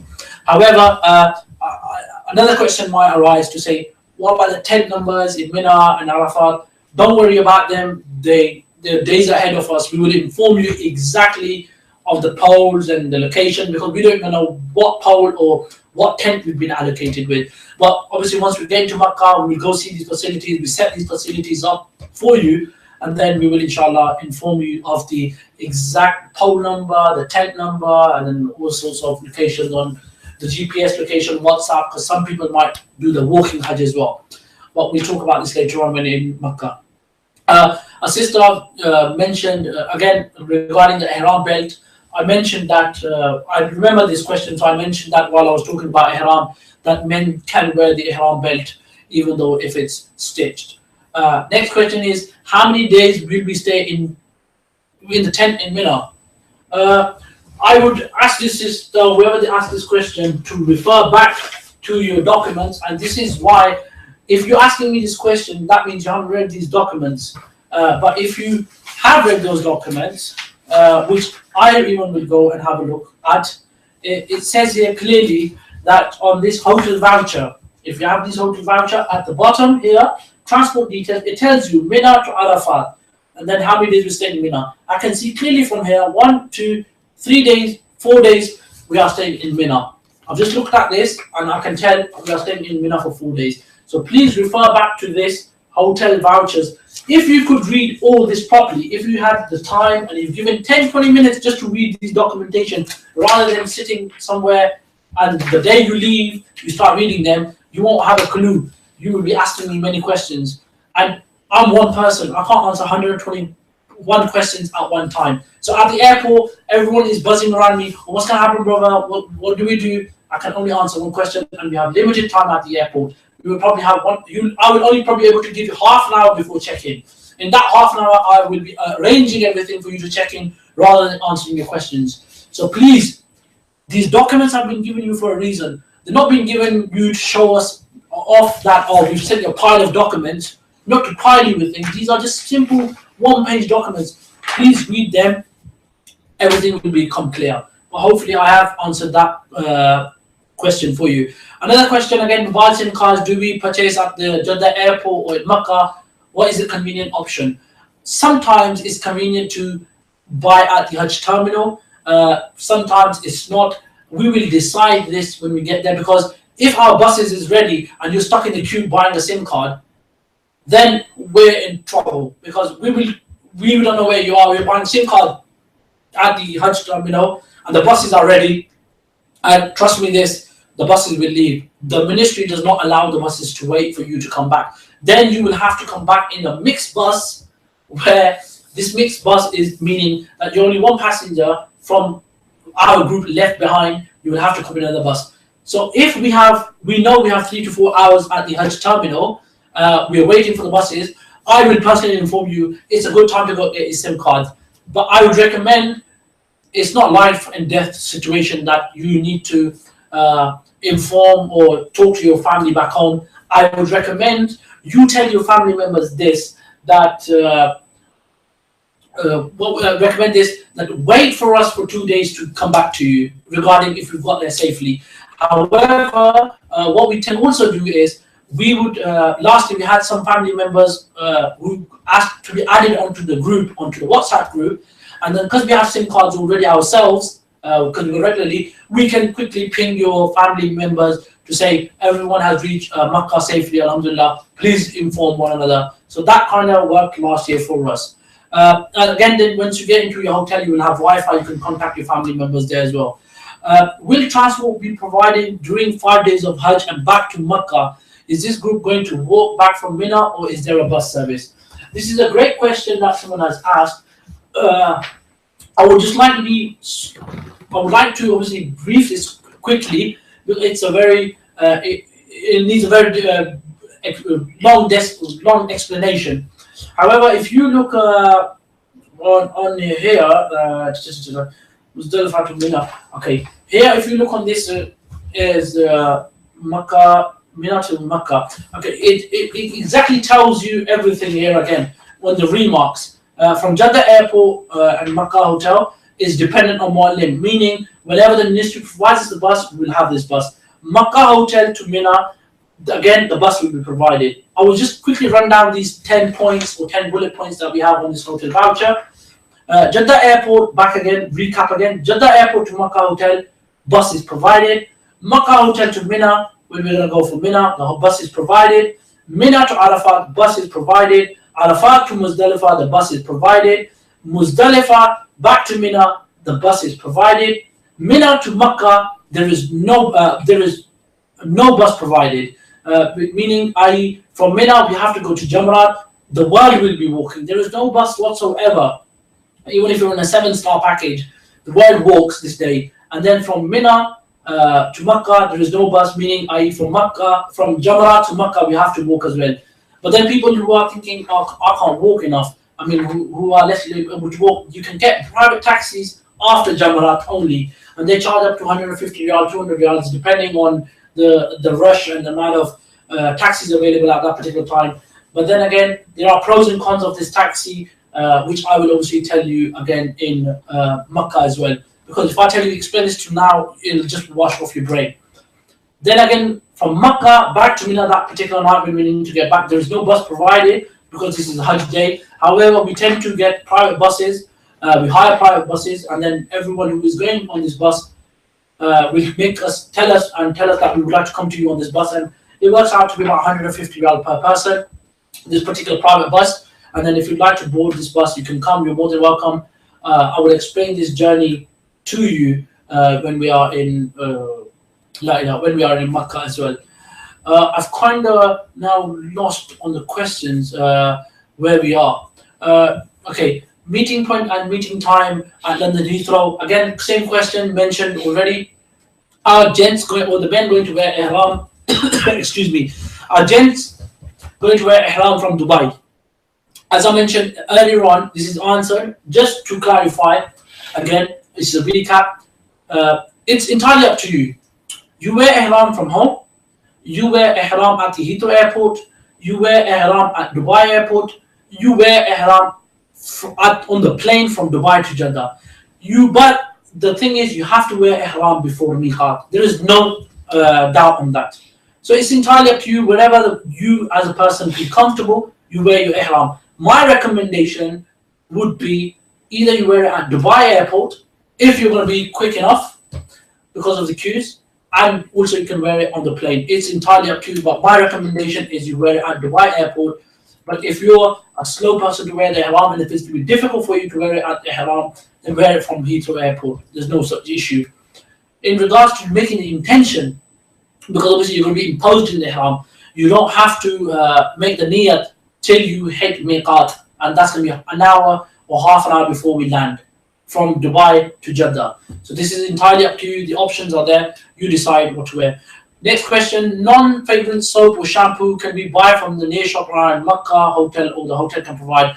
No, the hotel will not provide you non-fragrance shampoo or soap, but you'll be able to buy. There's loads of shop where in the area we're in the heart of Makkah, if you would like to say, and you can buy loads of soaps or whatever non-fragrance shampoo you'd like to buy. You can buy them as well. Someone asked for the serial number to change. I've mentioned this. I can't change the serial numbers anymore. Everything is organized, even the bus number. And the serial numbers have not been given to you because I know someone. No, it's based on first come, first serve basis. So if you booked early with us, that's the serial number you've been given. And if you obviously booked at the later stages, your serial number is right at the end.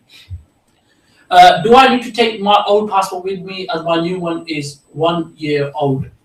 Okay, it's a good question and it's a confusing question. Uh, if this is a British passport, then you don't need to take your old one.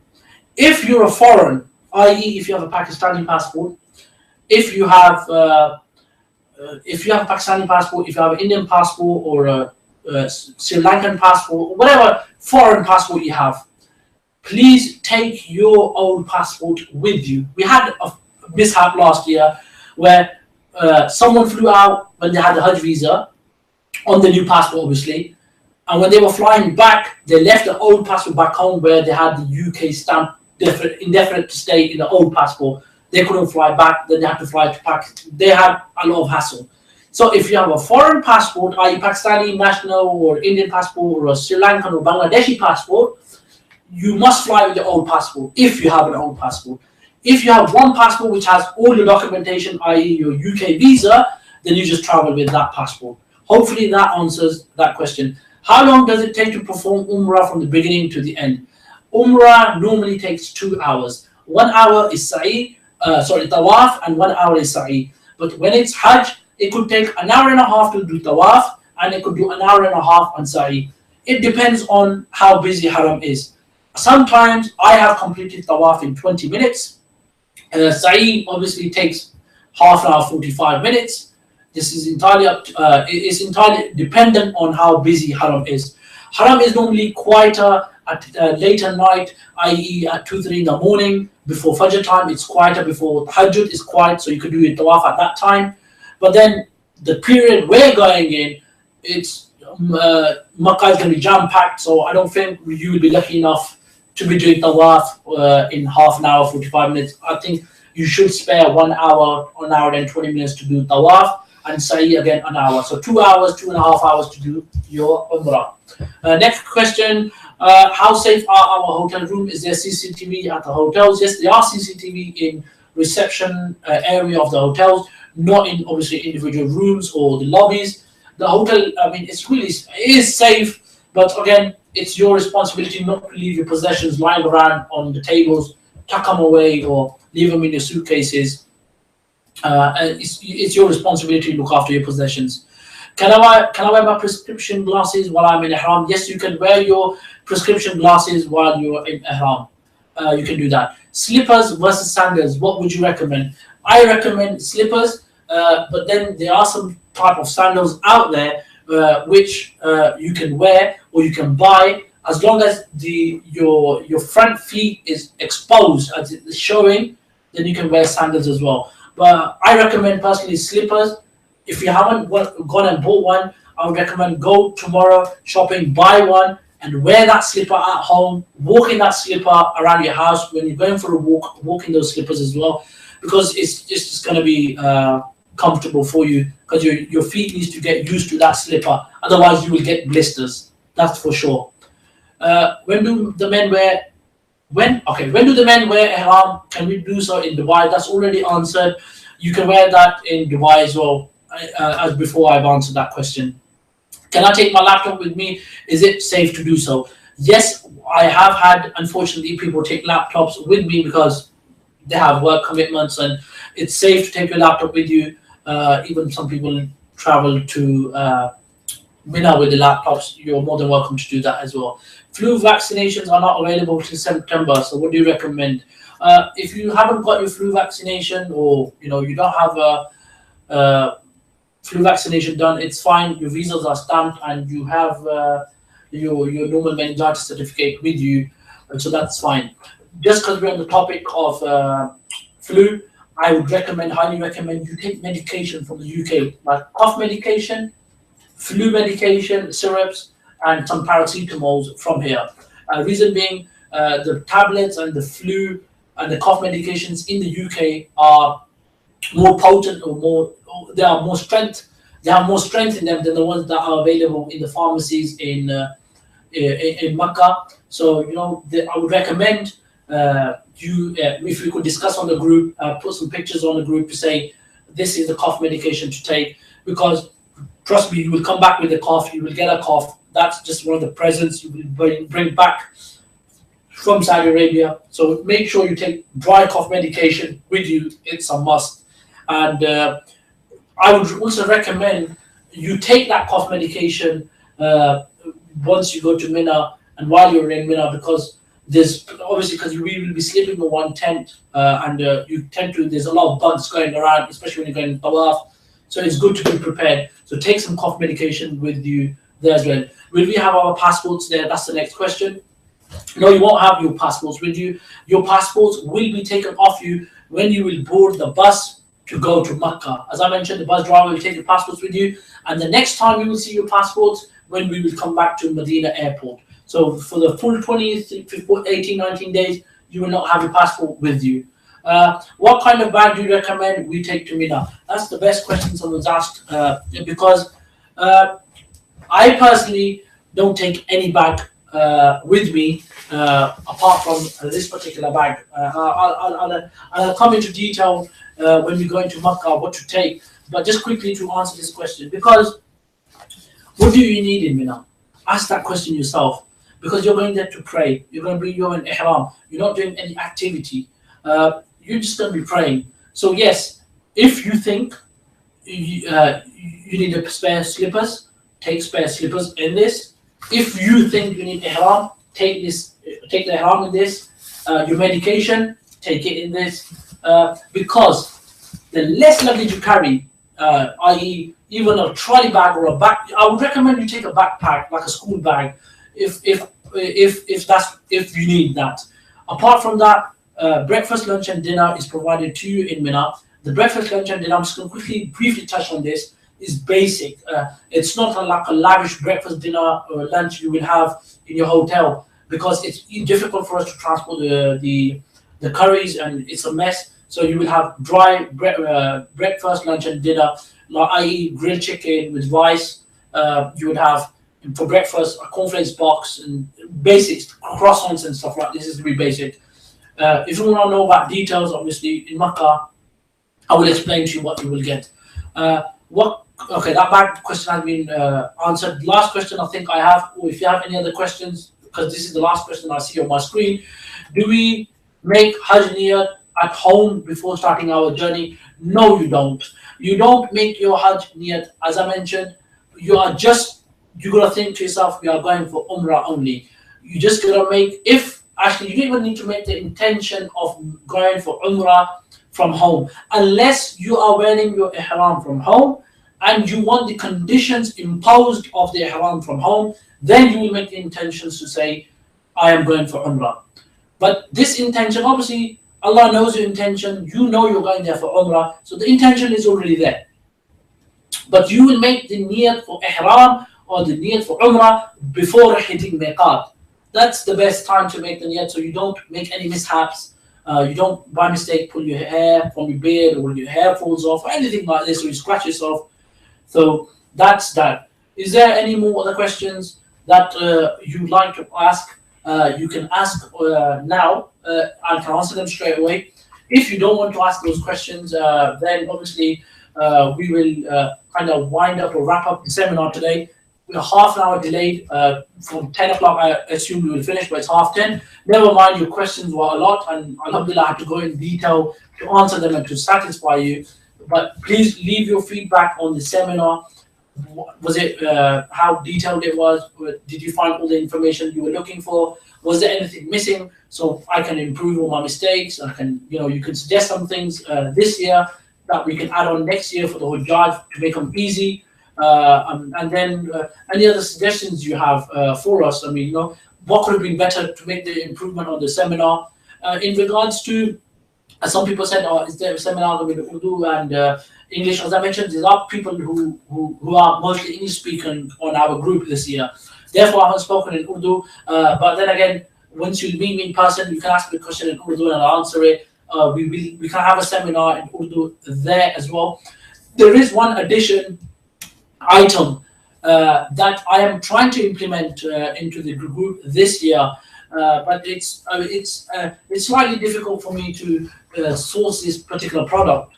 But inshallah, Aziz, we are in negotiation with the company, and hopefully, inshallah, Aziz, we'll have some results on it tomorrow.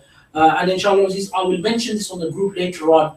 But just to give you a heads up, is normally when we are when we go to the Hajj Terminal, I normally use my voice because I have a loud voice to gather everyone together, to inform everyone what's happening next. But we've I've looked into a tour guide system, which I've seen online, and there's a particular company which is hiring out this tour guide to us. It is quite costly, but then obviously if we can all pay off per person the high charges, which I would recommend how much they're going to be, it will become very useful for us because everyone would have headphones and would have a mic and I would speak and everyone could have a hear on it.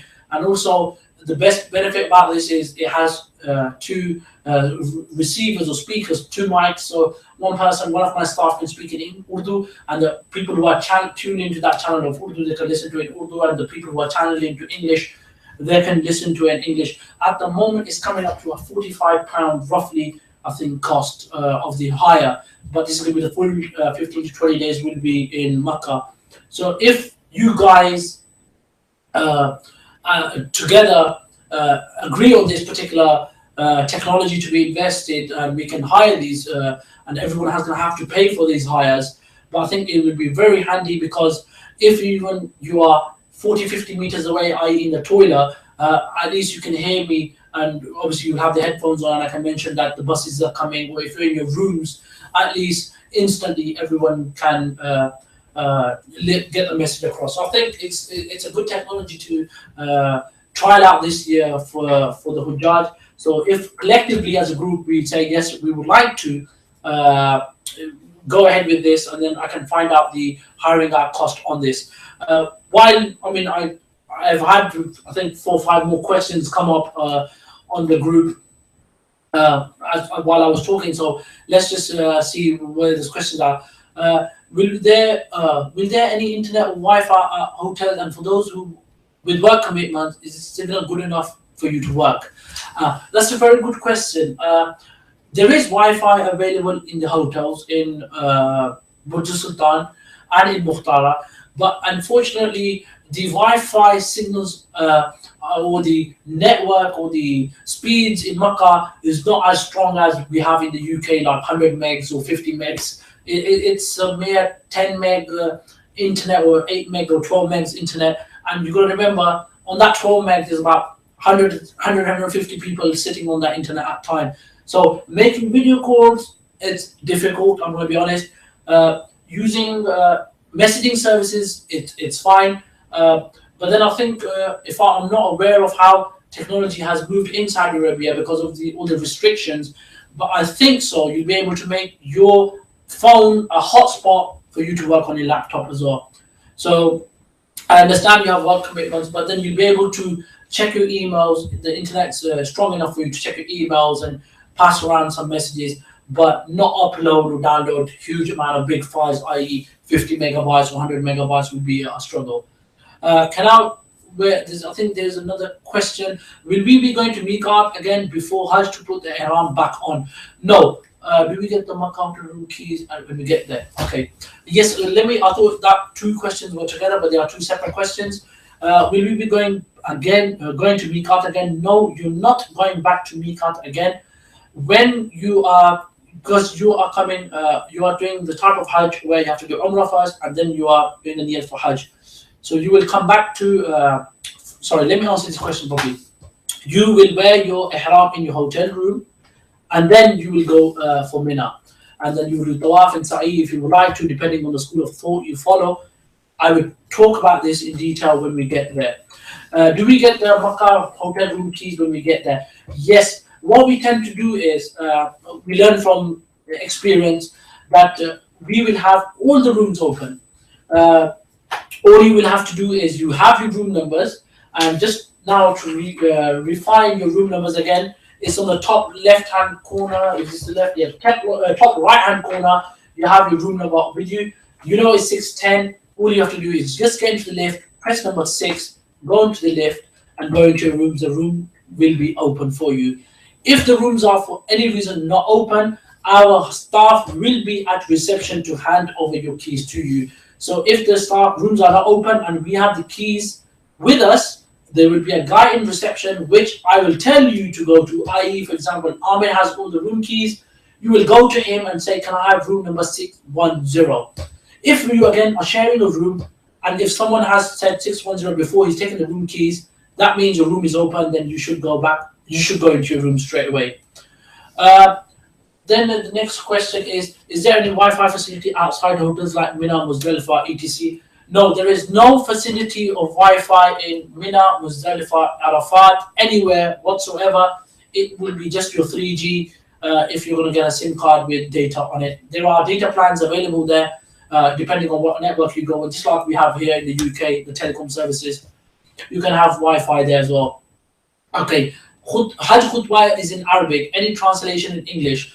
Okay, good question. Hajj Khutbah is in Arabic. What the Hajj Khutbah happens in Masjid Nimra, which is in Arafat.